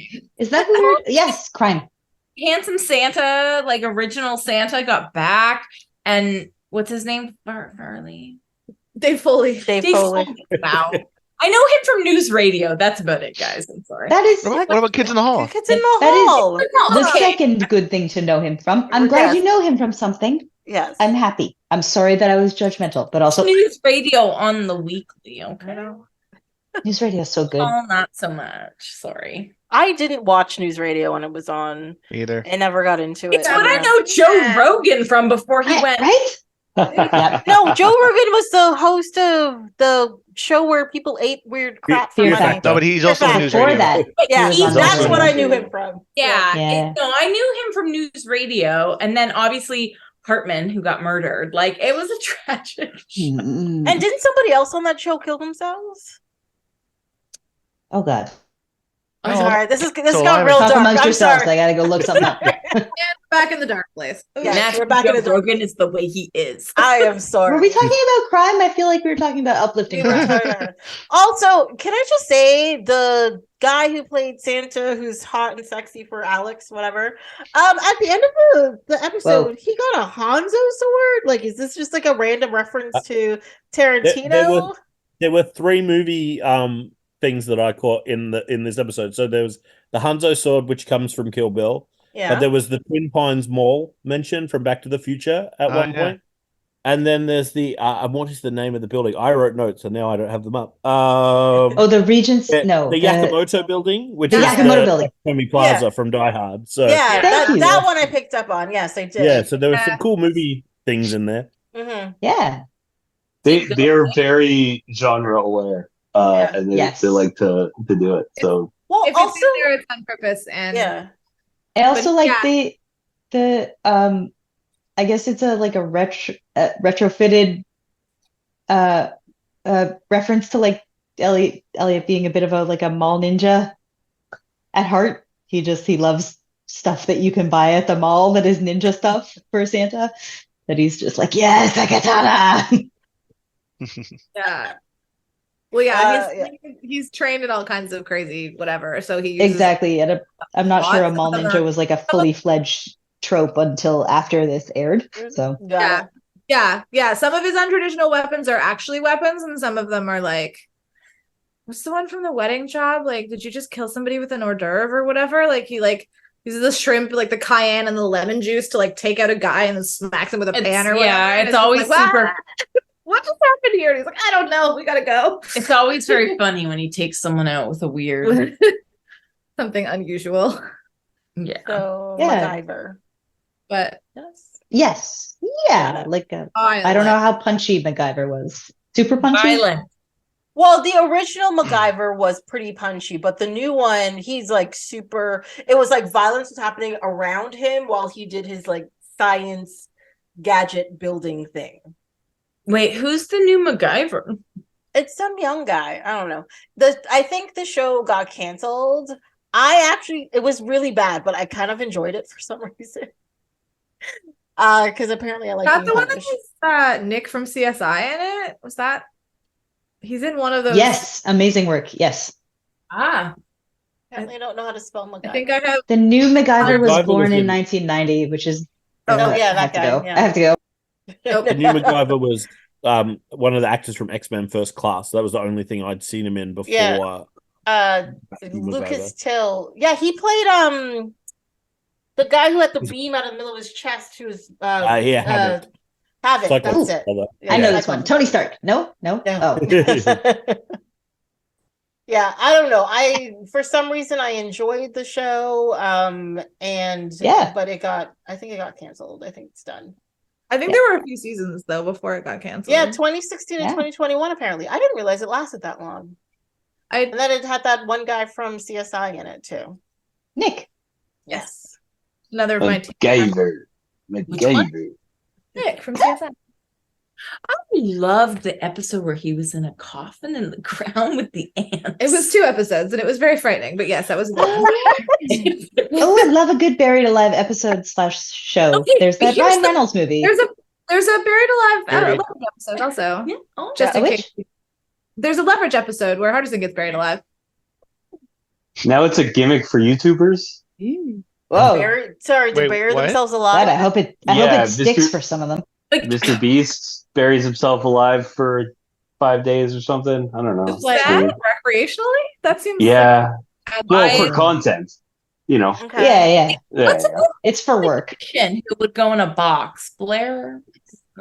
you're gonna have to narrow it way down because that's like kind of a thing that they Kind do. of a douche in Las Vegas. Chris and- Angel? Yeah. That's Ah.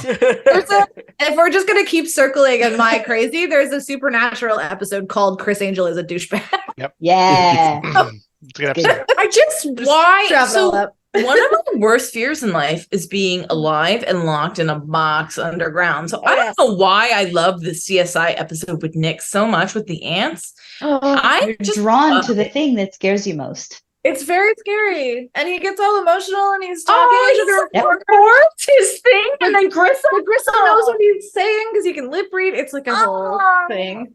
I Get to him. recommend time. that you both watch the Ryan Reynolds movie Buried. Yeah, nobody watched that movie, but apparently it's good. Uh, Ryan Reynolds. it's Ryan Reynolds just Oh, I know, for an I hour and a know. half. So like, Oh. yeah, I'm into it. Yeah. I love a bottle episode. Into What can I it. say? I don't like Ryan Reynolds. Really? I want his gin, but I like his wife, but I don't care. So you want what he has, but you don't like him very much. Okay.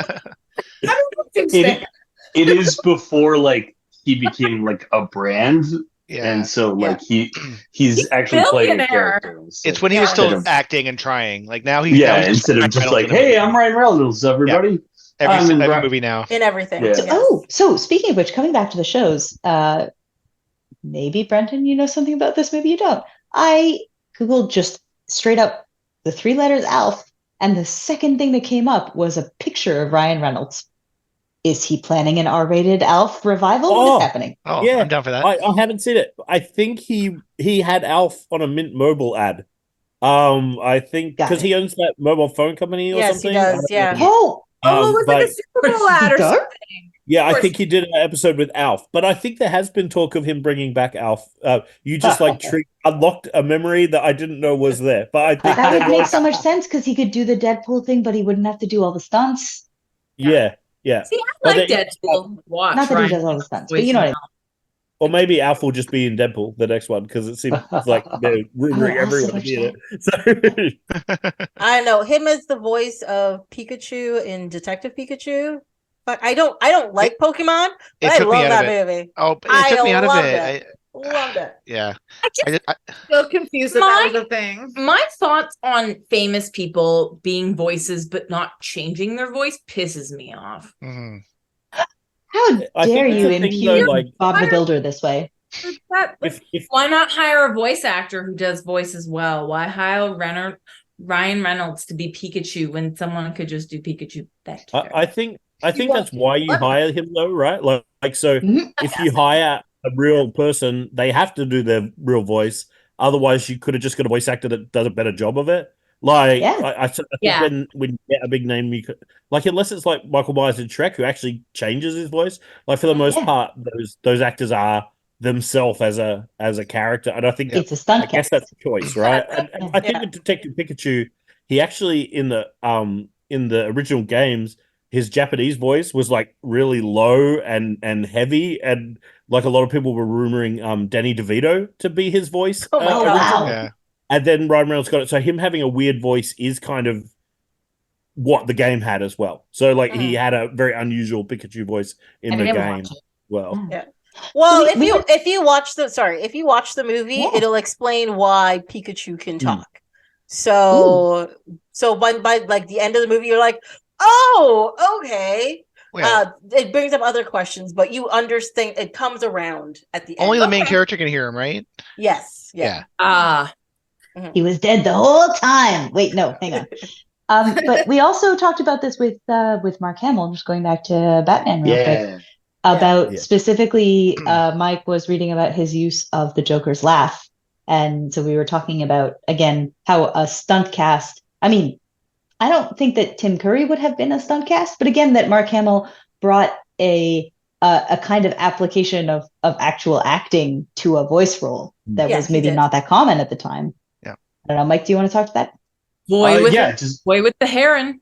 He gives Mark an Hamill. unhinged glee, which is really important. Yeah, Yeah. you're going to be a long Yeah. time. So again, yeah, I read it up. Apparently, he was in a stage version of Amadeus where he had to learn all sorts of laughs, and so his application of laughter, instead of having like a single the Joker laugh, he can tailor the laugh to the scene he's in, because he has such a where he develops such a range of laughter. So that I thought was funny. I love that. But also, we were talking about MacGyver, and MacGyver's like often comes up in The Simpsons. Not this It episode, does. but I don't know if we want to move on. Wow. Yeah. Yes. Tiger. This is Mike just telling me, do your Nice. job, Tracy. God, do it. Rate us in. Doing up dental But hold on. Let's But talk about the before Eden Center more. But before we move on, do you think we would recommend this episode to people to watch for the holidays? Yeah, Yes. Yeah, I would. I would. yeah. Nice. I agree. It's all good. It's so good. Anyway, I'm done. It's fun. It's a good series to put on the TV. I think.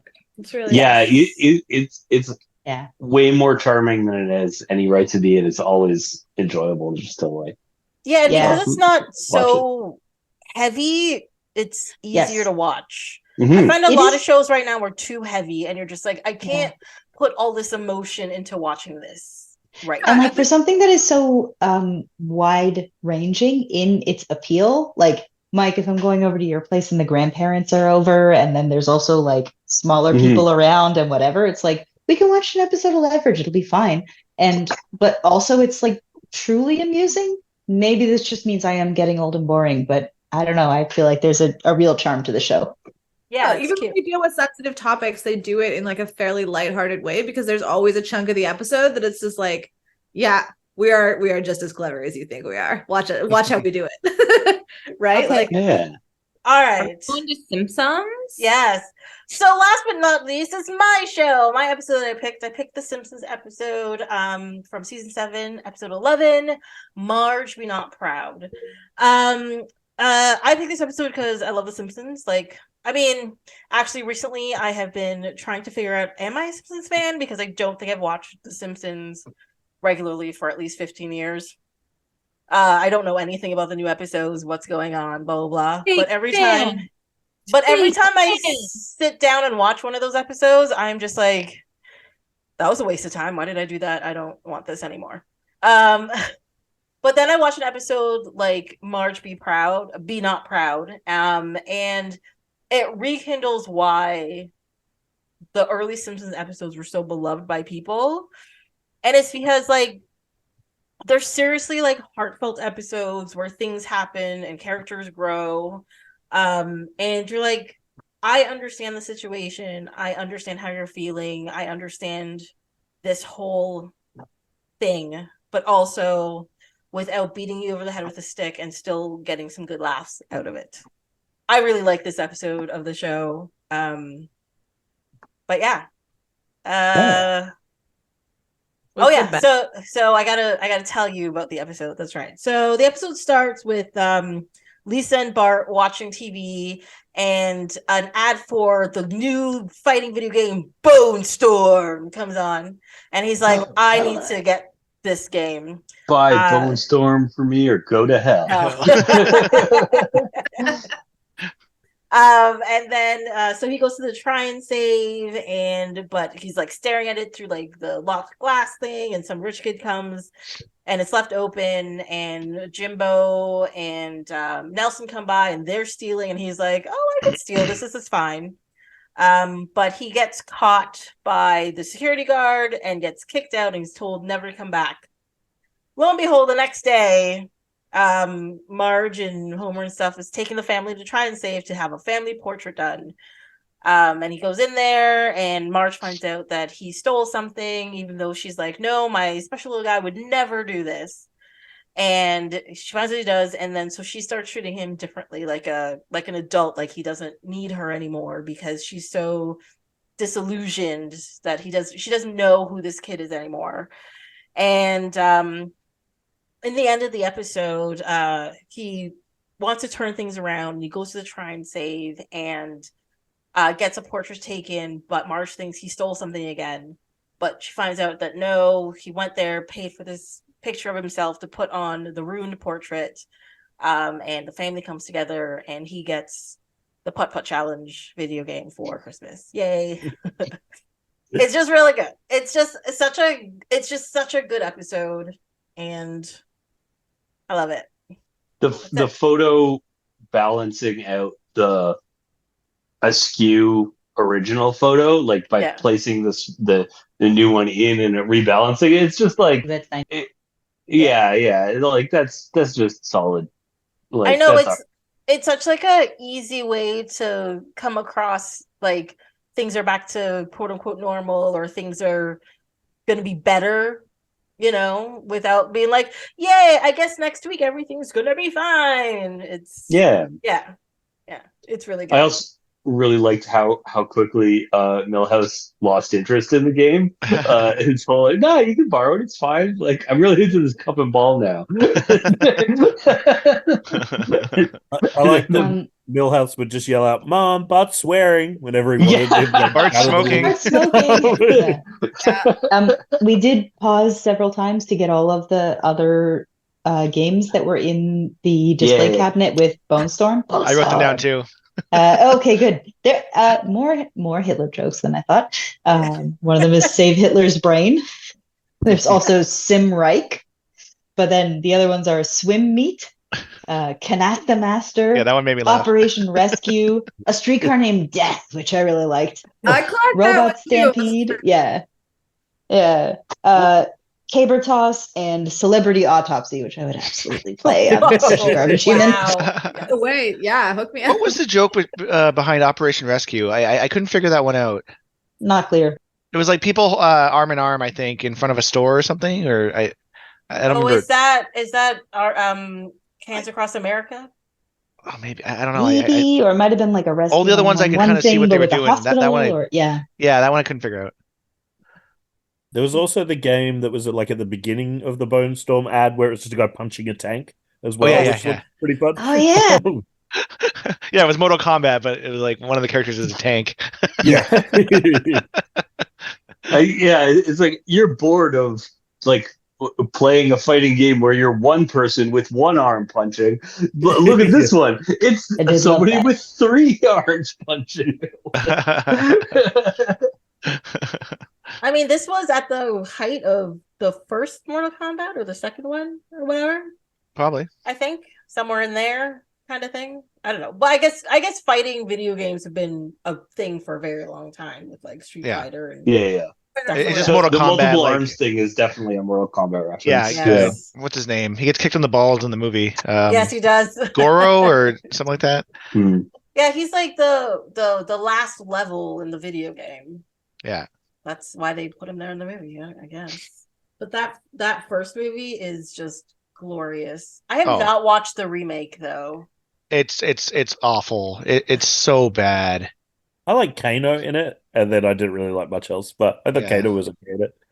Mom watches bad movies on purpose for fun all the time. Oh, I So, do. Yes. like, oh my god, no! Like that's His That's bread and massive. butter. that's a massive indictment of whatever they did. I'm gonna watch this movie called Bats with Lou Diamond Phillips from the '90s. I'm gonna watch that after this.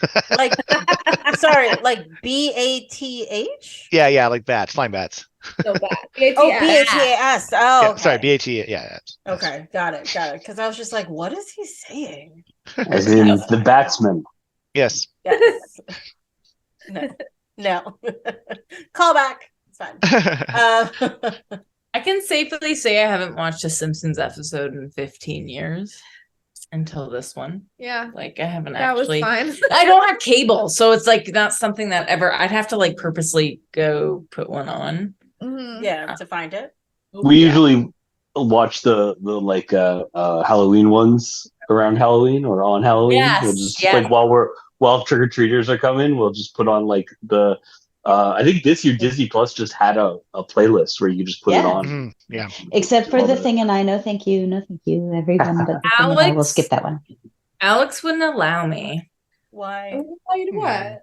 But since You are welcome to come over and we can all watch Trios No. 4. Halloween, she We wouldn't. were watching other stupid Halloween episodes. Disney Plus had a whole Halloween episodes thing. We watched like I know. some Buffy's and I don't know. Yeah. There was We went with the live action because you're not a big cartoon person, Right. Which is and fair. I don't this episode like it just reaffirmed that I was just like, why is this show? And why am I watching it? Like Really? Oh, I my straight God. don't get it. You don't get it. I Oh, don't it's so funny. Get it. Like there were cute moments, but also it was like, oh, it's like a cute sitcom about a family and none of them know each other or listen to each other ever. Yes. They sort of exist in the same house, getting in each other's way in various like I feel like there was Mr. Right? Smithers in this I just- episode. You'd like it, Mom. I mean, probably, but like, I just don't get it. I don't get. I mean, I'm glad that they, sorted themselves out, and Bart no longer feels unwanted as a child. But like, Yeah. his parents. No, I'm right with you. The only thing he said all of the episode, which was like, "I'm sorry that I stole," was like, "Can I please have this game for Christmas?" And they were like, we should just absolutely ignore all of this and just get him something he doesn't like. I was like, "Oh, okay, that's cool, I guess." Right. Like, I don't know. Maybe I was a weird child, but I loved golf games growing up. I Yes, played you golf were. games like for a decade even before I even golfed. You're a fucker weird. You're a weird adult. they're like, so much fun. against the reason, but This show actually reminded me one time I walked in my brother's bedroom and he had a bunch of colognes and perfumes that he stole from the bag. Yeah. My That was- brother was Bart. When I watch shit like this, I'm like, oh my God. Except my So- brother got away with it. Like, Sean, if you're a golf game expert, I had a question. Why is the 3-wood an option in the putting For challenge? putting, Yeah. yes. Great Yeah. question. Your only option should be putter. Yeah. Maybe if you're really far away, you want to chip it closer, but like That's yeah. a chipping challenge, not a Yeah. putting challenge. But You are now yeah, in parking lot. Yeah. Would you like to Yeah. play again? I did I not like remember this. that gag was in this episode. Like, Oh yeah. like when they first mentioned the game, I'm like, oh, it's this episode. I wasn't did allowed not- to watch I- The Simpsons. I was Ooh. allowed to watch The Simpsons growing up, and so I'd never seen this episode before. But somehow I'd still already heard of Lee Carvello's putting challenge. Like at some point in my life, I have heard of it, and I really enjoyed the episode. It was a lot of fun, but it was yeah, it's just funny because I was like the same. That's what this is from because I've never seen the episode, and I Yeah. have only seen actually go back to the Halloween ones, mostly the Halloween ones, because I would just pester my parents and they would let me watch the Halloween ones because I know how much I was into that stuff. But yeah, I wasn't allowed to watch it growing up, so I haven't seen that many. And lately, I've seen a couple of these earlier episodes, and I'm like, oh, I see why people like it so much. I really wanted to watch it. I remember, like, if I ever had my own money, I would always buy Simpsons related merchandise, even though I wasn't allowed to watch the show. And my parents kind of couldn't do anything about it. So I had this Bart Simpson shirt that I bought with birthday money and like wore it to church. And What did it say? Like, have a cowman or something? Like, Yeah. I think it's there's that one I think distinctive it's shirt now that I'm cool, and he Yeah, had everyone had. sunglasses on. Okay. And Yeah, my parents wouldn't have liked it, but I bought it with my own money, so they didn't have like as much money as a 10-year-old or whatever ever had. But yeah, it's funny. So yeah, I really like this one, and it was a Bart episode. And Bart was always the character that I liked. Like he was the one that I think was, especially early on in The Simpsons, was like aimed at being that kind of character for young boys. So yeah, I was very much into him. I'm kind of interested because people mentioned shoplifting before. One of my notes was like, have any of you guys ever shoplifted anything? Because that's the thing that kind of that popped up in my mind while I was watching it. Yeah. Those who know me know that I am a giant heat scorer. So I was always the lookout, because if there was any heat, they would come down on me for looking around funny, while my association would shoplift to their heart's content, and will still happen if there's any kind of I have never gotten a jaywalking ticket, but that's only because I know myself enough to know that if I jaywalk, I'll get a ticket. 5 cop cars will descend on you. I once stole a lip gloss from Claire. I don't know you anymore, Jessica. Scandal. I have never participated in shoplifting. I haven't either. done it or looked out for it. Yes, for societal reasons, I was often followed around stores, so no, I never stole. Oh my god, true. Yeah. Tracy wanted to steal, but she couldn't. I will say I was once followed around a La Senza. This woman followed me and my friends, and we were not like stealing stuff, and she like followed us throughout the mall, and we were like, we aren't stealing, but you know, I feel you, Tracy. That's always a fun time. Yes. I think this is where it does also help for me to just like not have great social cues sometimes, because many times in my youth and tweendom, I'd be like, hi, can I help you with anything? Like, oh no, thanks for asking, I'm actually doing fine. And then as I left, I'd be like, oh shit, they thought I was going to steal something. Yeah. But I then used to go to the it's a fundamentally different experience than yours, Tracy. Yeah. I used to go to the newsagent and pick up the newspaper for my parents, and the whole reason that I did it is because I would put comic books inside the newspaper when I paid. So, like, I wasn't really. I would fold them up in the newspaper, put it on the thing, and then pay. And they never looked inside, so I figured I wasn't really doing a crime. You just triggered a memory. I used to go to the comic book store, and if the owner wasn't at the cashier, if he wasn't there, and it was like, you know, a part-time person, we would switch the prices on, like, we'd switch like $3.99 with like $20 and buy older comics this way. And yeah, so that's stealing. I definitely stole. That's stealing. Yes. Stealing with extra steps. Yeah. It was so easy to do too. Like, yeah. The stickers are not hard to get off. I off. also stole a Lara Croft cardboard standee from a shop once because I was dead to it. Didn't think I'd get away with it, and but I was actually a pretty good kid. But yeah, the Lara Croft standee that we ended up with, and then had to carry around until the bus went home. Was the least conspicuous one. Subtle, I like it. I like the idea of like a leverage style like heist, but at the end their getaway is for the bus.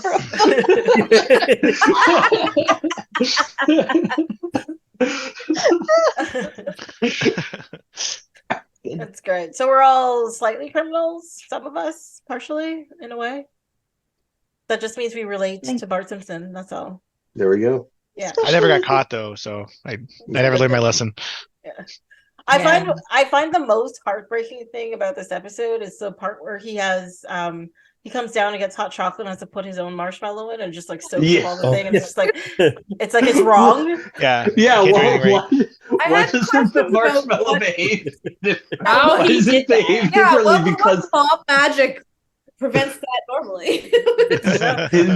It's mom magic, right? Mom knows how to do everything correctly, and if you do it yourself, shit's gonna go wrong. I was very badly affected by the exactly. I was very badly affected by the parental rejection in this episode. I just did not feel like 22 minutes was enough to, or maybe 24, how luxurious, was enough to like explore Marge turning off the tap of like basic recognition of Bart's humanity. Yeah, that's rough stuff.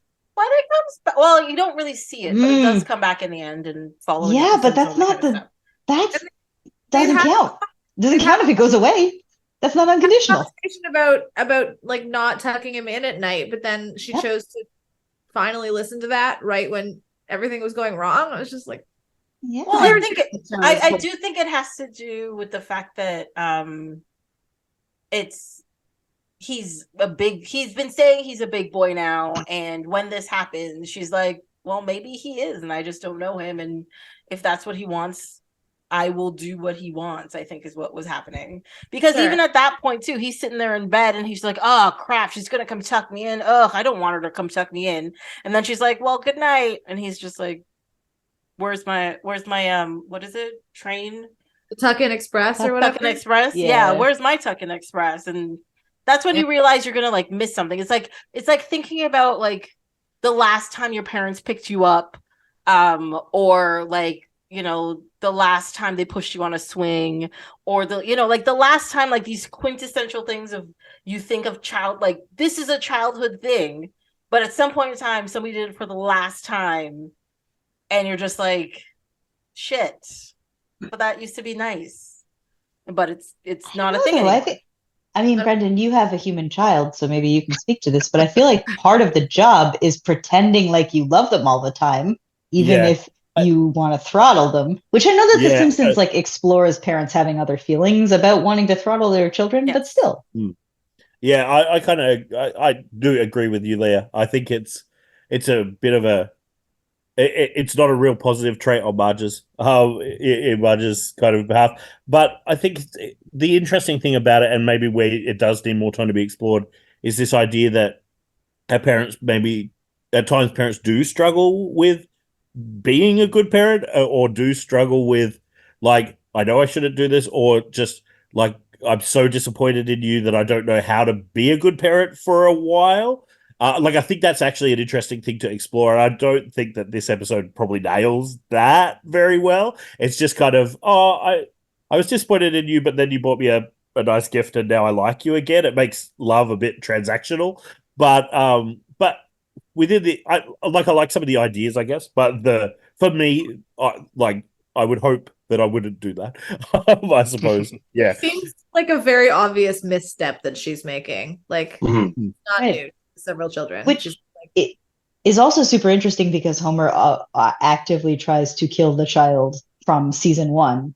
And that is baked into the premise of the show, so we accept that. I don't think he was actively throttling Bart by season 7. I remember, so my relationship to the Simpsons they've just announced like this year that will never happen again in the show. But but that's like this year, So I remember being allowed to stay up late to watch the shorts on Tracy Ullman, because my parents were not, as we have covered, we're not good at judging age-appropriate media.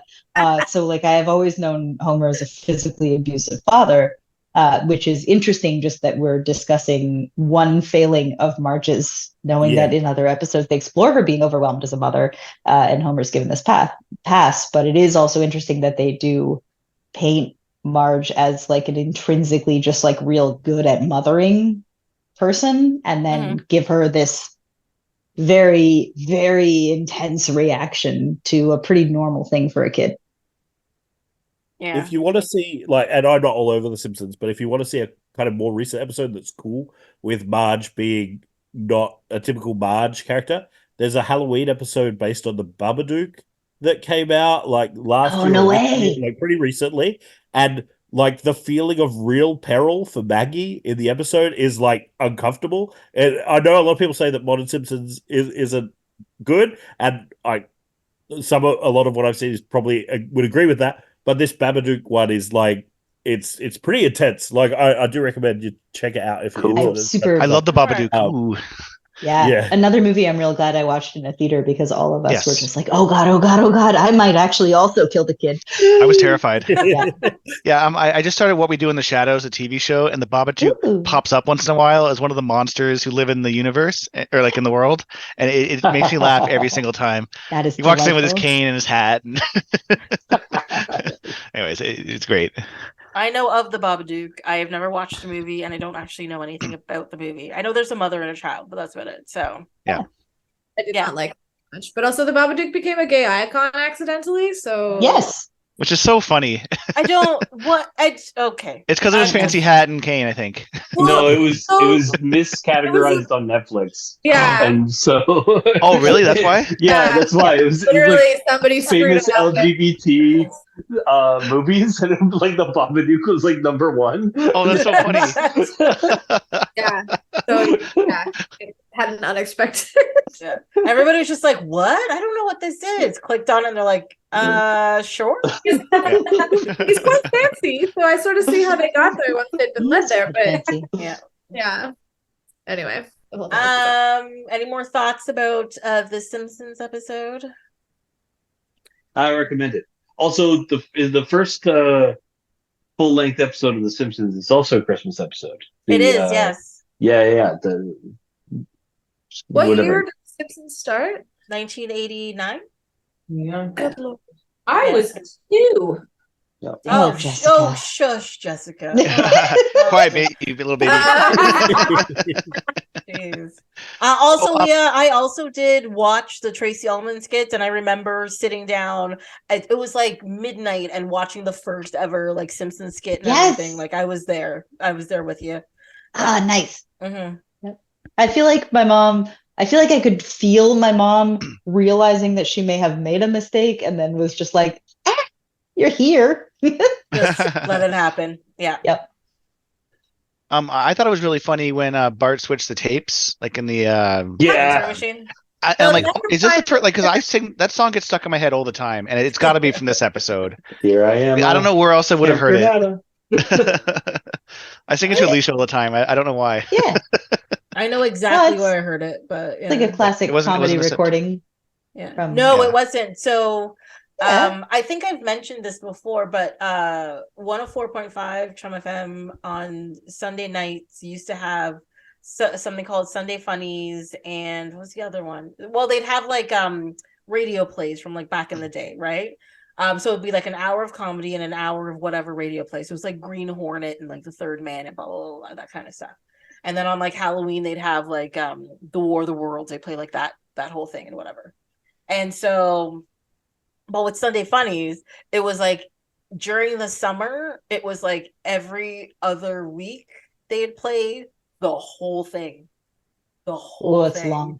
And yeah, it's long. And so it's like that's where I know it from. Yeah. Wait, so what is it Really, exactly? it's only 3:20, 3 minutes, 20 seconds. It feels longer. It feels Oh. it feels I always thought that thing was like 15 minutes long for some reason. There's the thing about novelty songs. They only need to be like a minute 40, maybe 2:20 tops. I say this as somebody who's crafted novelty songs.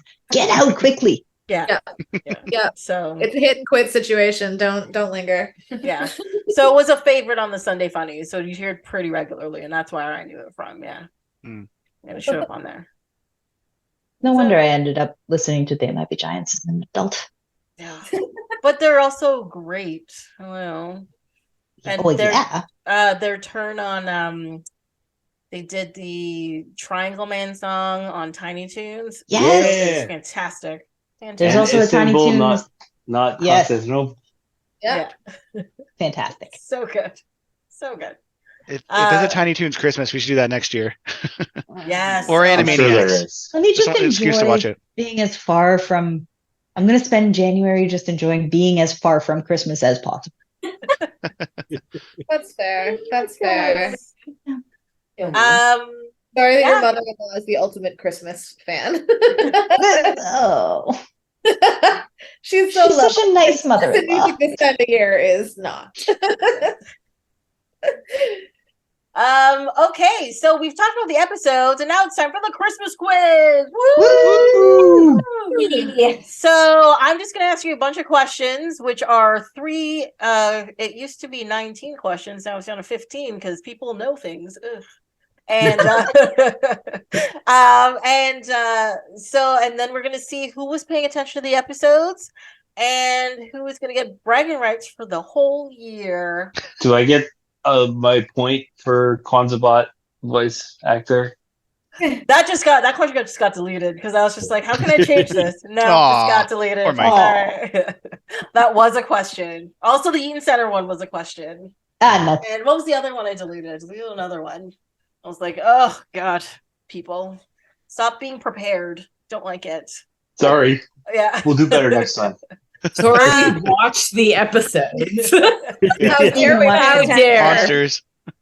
To be fair, I was telling Leah that she shouldn't be as prepared as she was getting prepared. I took like 5, maybe 6 pages of notes across all of the episodes. It was nothing for me. That's nothing.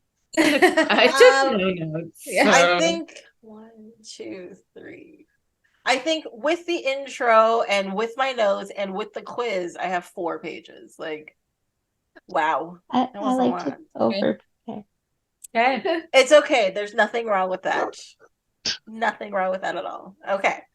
So, I think how we're going to do it this time is if you know the answer to the question, just yell out your name and whoever yells out first gets to answer. Okay. Wait till I say your name before you answer, or somebody can steal it probably. Ooh. Be prepared. All right. Question number 1. We're talking about Alf here. When the episode starts, Alf is singing a modified version of the 12 Days of Christmas. What day of Christmas is he on? Wow. Brendan, 4th. No, that is very wrong. Very John wrong. 5th. John says 5. 79th or something. It was ridiculous. Is this a Price is Right You situation? are much closer, Alex, but it's still wrong. Mike's 10. No. Okay, so Alex said 79, and I said that was much closer than Mike said 10. Okay, so now. Yeah. It was like a 99 bottles of beer on the wall meets 12 Brendan, 8. for a show. So nobody gets that one. It was 82. 82. Oh. Yeah. Ooh, Okay. Yeah. That's close. That's one over. Silly Yes. elf. There aren't that many days of Christmas. that's on his foster family. They should be telling Yeah. him all about what is expected of him. Yeah, I think you said earlier why it they was did not such an explain Christmas at all to him. I didn't know. Yeah. I know they're like, you're doing everything wrong, but he's like, you didn't tell me anything, but you're still doing it wrong. You're like, Yeah. Yeah. Well, he was being a dick about it too. he was being a bit of a dick. Yes. Yeah. My first note is like, he Al's has a real also dick. he has also celebrated Christmas in season 1 at this Yeah. point. So it's actually a Yeah. completely new concept to him. Also, he loves TV, and he must have watched some Christmas episodes by now. Yeah. Yeah. I seem to know There's a no lot of excuse for men. this. He managed to fake most of the I'm a doctor and I'm going to deliver this baby in this elevator. So like his not EQ, but like his like human faking quotient is higher than we think. Yes. He could Yeah. manage the first half hour of Christmas, you'd think. Anyway, sorry. Fingers Packed crossed. a giant TV in a microwave, and they got all the way to the cabin before the person who was theoretically packing the car. There was a bunch of extra stuff. So, like, I think we can safely assume that his tour guides on this Earth experience are not quite up to snuff. And Dad is That's in the clouds. And it wasn't just a TV; it was a color TV. That made me Color laugh. TV. Yeah. Dated itself a little bit there. Specifically, they had to move those microwave ovens and they had to move those color TVs. Do we think that that is a Dire Straits reference, maybe? No idea. Funny for nothing? Oh, guys. All right. I don't think it was intentional, but I love the implication. Okay. All right, question number 2. We're still talking about Al. What did Brian, the little brother, get for Christmas? Brendan, bike. Sean, Bike kit. red bike. Hit. Yes. So Brendan's getting a point. Points are on the board. Woo-hoo. Woo! Question number 2. The last one for Alf. Alf pretends to be a doctor. What name does he use? Brendan, Dr. Shumway? I'll give it to you, yes. It's Gordon Shumway. Shovel. That's his Shumway. actual name. Yes. That's his Amazing. name on the cartoon as well when he goes back to Melmac. Yes. All right. So we're on to Batman. What movie does Robin want to watch when they get home that the Batman has Leah. never seen? Sean? It's a Wonderful Life. Correct. I knew one. Because I've it's never all seen. about the difference that one person can make. Batman. So the Joker gets 2 henchmen to blow up the president's bridge. What 2 reindeer names does he call them? Brendan, Donna and Blitzen? Correct. Brandon, exceptional work. Seriously. All right. Was not paying that much attention. Race for Donna. Here I come. By the time I get to Futurama, where I was making my son lunch as I was watching it, I probably will do. We'll that's get good. those. So in the episode, quote unquote, Mommy Lawful gets a present that she's forced to open by the Joker. What is it? And be specific. Don't remember. So focused on the candy cane gags, I forgot what the present. Oh yeah, why couldn't they just spit the candy canes out? I have a didn't theory understand about that. this. Hang on, Okay. I will tell you after Sorry. the question. Yes. I have no idea. No, nobody? Was it empty? No. No, that definitely was not sorry, it's empty. Futurama. There was a head. No, I have no idea. Even if you're not specific, somebody just say what it is. Pie. No, I don't No, know. it's not pie. No. Was it a debt? Was it a detonator? No. Oh yeah, Grinch? it No. was Batman's present. Creep. It's his dick in a box. Batman's present was a pie in the face, you guys. Yes. Come Yeah. on. Yeah, it was a cream, Cream pie. pie. Yes. Pie. Memorable. Yes, that's why we turned into Beavis and Butthead over here. Yes. All right, nobody gets that one. It was a Betty blooper doll. That's right. Oh, yes. right. That's how It's Batman like figured out how to go to blue. the factory. The toy factory Yeah. had made that for 14 years. It's been 14 years Ugh. since we manufactured it. It But was the so toy factory still specific. had giant autonomous robots. Yeah. My theory about the candy cane gags, because they were not like big enough to be gags, but they were stuck there, is that they were just super sticky, and the people of Gotham were just like, I don't have dental insurance. I can't be like ripping a candy cane out of my mouth. Yeah. Because like, Okay. what are we gonna replace a crown over the holidays? Nobody's answering their phones. Yeah, but if it's, do you think it was like a real candy cane? Like That's my theory, is that it was so sticky that they didn't spit it out because nobody wanted to have to redo their dental work at the last Oh, when minute. you like either start to drool or when it like melts, so you have like a weird shape in the back of it. No, just no. Okay. It was a theory I developed during the course of watching the cartoon and also taking other notes. So it's not like foolproof, but like maybe they were super sticky candy canes because the Joker is a criminal mastermind. He licked the edge of it and you stick it in your mouth and he's like sticks to your skin. Exactly. Yeah, he has non-stick gloves on, so yeah, it makes total sense. It's only reasonable explanation. Yes, it's all coming together. Okay.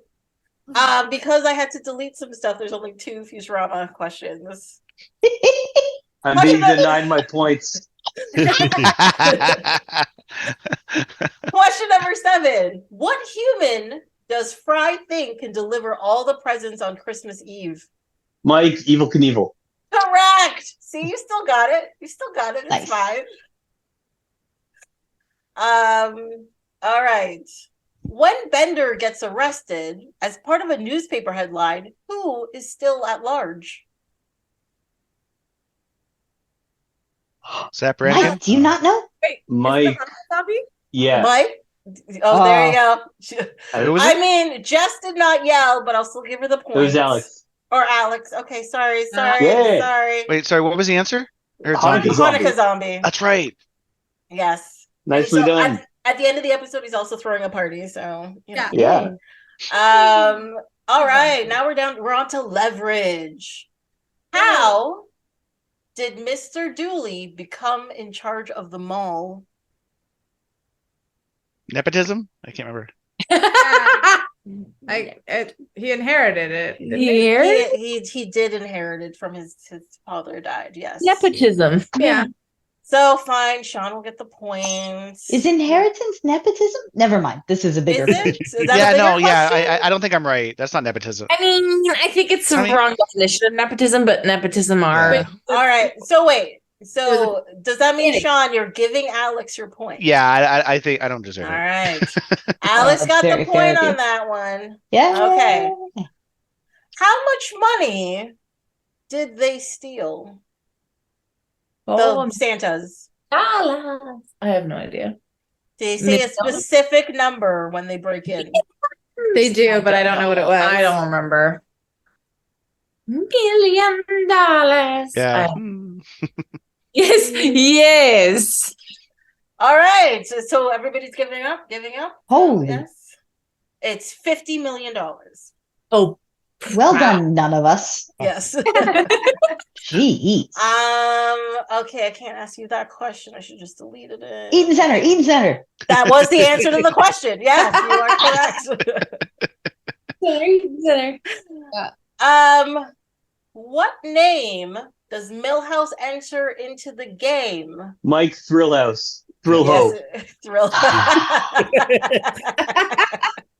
That is correct. When at the try and save, Bart meets Jimbo and Nelson. What does Jimbo use his 4-finger discount on? Mike, a football. Correct.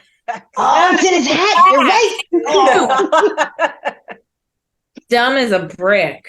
Yeah. I was going to say hat, like he'd stolen a hat. I knew it was hat related. Yeah, it was under his hat, like he lifts it up and pulls it back down. He looked like he was wearing one of those stupid hipster hats that looks like a condom. And I was like, what is this? What is happening? And I was like, oh, because there's a football in it. It actually pisses me off that kid didn't get caught. Yeah. In Bart's, so Bart has a vision where he's in juvenile hall. What present does he get while he during this vision? Oh. Wasn't it like a rag or something? Or no. I don't remember. I can't remember. This is such a good question. Is it like an old issue of a magazine? No. Oh, That okay. was the person before him. I think that was That's what I Jimbo, was actually. thinking in Yeah. that space too. Yeah. No, nobody. No. It's a soiled wig. Oh God, you're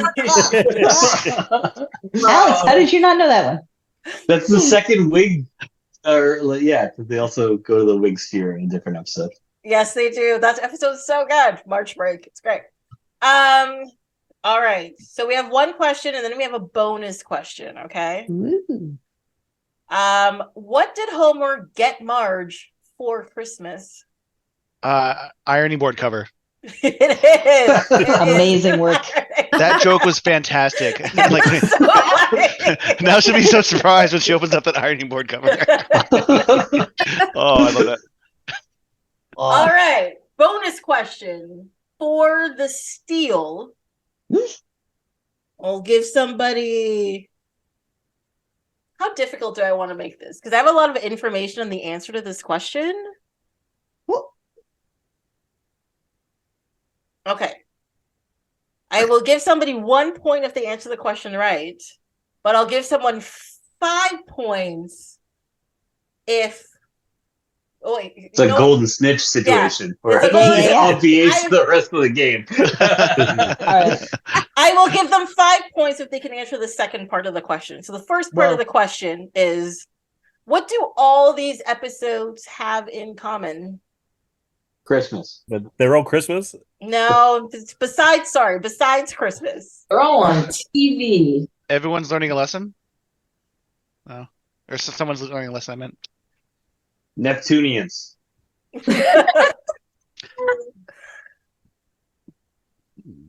The universal condition of human misery. There's Santas in them? No. You guys are gonna yell at me when you guys are gonna Is it yell like- at me. It has Is it like nothing, dogs? it technically Is it has nothing to do with the the color actual green? episodes. Nothing to do Credits. with the actual episodes? Actors. There's a voice Oh, actor. did they all appear on the playing a Fox non-human. network at No. one point? Oh. Because there was Fox Kids for Batman, Simpsons, Leverage did it. Futurama. No. But I don't know about Alpha and Leverage, but the other That was three. almost great though. Yeah. Leverage was TNT, but good thought. Ah. What is it, Tracy? I see your face. Is there some? Wrong to you. I think Tracy's being a Dickens. I don't know. Nobody, Wow. everybody's giving up. That was weird. Gifts. They all have Star Trek connections, guys. Oh, It's Christ. Well, I told you you'd be mad at me about it. Damn it. Okay, Leverage is Will Wheaton. All of your shit has Star Trek connections. Oh, That's I'm like part of sorry. your thing. I don't like Star Trek. How dare you? I'm joking. I don't not like Star Wait, what's the Simpson one? Yeah, what are they all? List them. Yes, I want them all. So, Can any of us list them?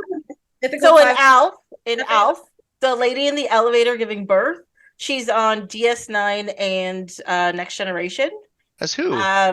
It's single character episodes. Oh, Lady giving birth to the elevator. I had trouble finding actors who were in Star Trek, so good job.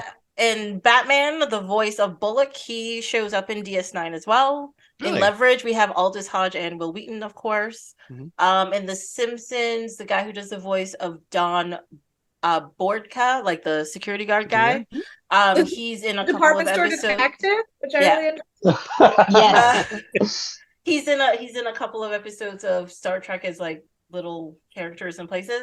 And in Futurama, Phil Lamar does a voice on Lower Decks. And actually, for Futurama, I would have gone. I mean, it's not a character, it's not an actor, but the logic puzzle, or not logic puzzle. Paradox. Yeah, paradox to blow up the robot brain. Kirk does that all the time in the original series. Really? He does it twice. Well, no, it's probably 3 at least. There's the I Mud episode. He does it with some of the robot servant lady boy things. Yeah. Then there's the one with the logical robot that it's killing the crew, but it thinks Kirk is its creator. Yeah, and he logics out of it. Those are the only 2 I can think of. No, there's a couple others, I think. Yeah, I had to look them up, but all right. So nobody steals the game with the last question. All right. Oh, I should have figured. Yeah. So, oh my God. We got Star Trek. I was just thinking it as read that they all had Star Trek connections because you find those in everything. So not in everything. I mean, sometimes it's impossible. Yeah, sometimes it's impossible. I thought I gave it away when I was like, you guys are gonna kill me when you find out what it is. I thought for sure you guys would have put that together. That would make me happy. Really should have corrections. Yep. So we have a tie between Mike and Brendan. Ooh. Shall we murder them both? No, I'm very fond of at least one. I mean, I can't physically murder Brendan, but Mike. I only caught the end of that. Sorry, I heard murdering me. Yes. You're geographically safe. You're safe. But Mike, you're not. Episode was delivering Christmas presents. Yes. Yeah, you and Mike are tied with 3 points each. So... Do you have a tiebreaker, Tracy? I mean, technically, that last question was supposed to be a tiebreaker, but give me 1 second. I can come up with a tiebreaker. Girl. Who voiced SpongeBob? It's Cooley. You told us before, and I still don't know, so you win. What is the closest Star Trek connection to this podcast? What do you mean? Oh, like the guess? How many steps away are we from Star Trek? Like us as people? Yeah. Well, I've seen it one time. It's probably like 2 because Anthony Rapp lived in my building. He's in Discovery. Is it 2? I mean, Leah? It's 3. I think. So, Leah, you sang on the Care Bears. Well, but also the definitely Care Bears is my relevant credit here. Earth Final Conflict. I think That's the first one that came to mind. I'm sorry. Earth Final That's Conflict. the funniest one. Was that a Gene Roddenberry? Yes. Yes, it was. Yeah. I do remember that. Yeah. Now, are we allowed to take an extra step to link Gene Roddenberry from another show to Star Trek? Is my question. Oh, yeah. I mean, you don't have to. Well, because I didn't work on Star Trek, I worked on Earth Final Conflict. Oh, okay.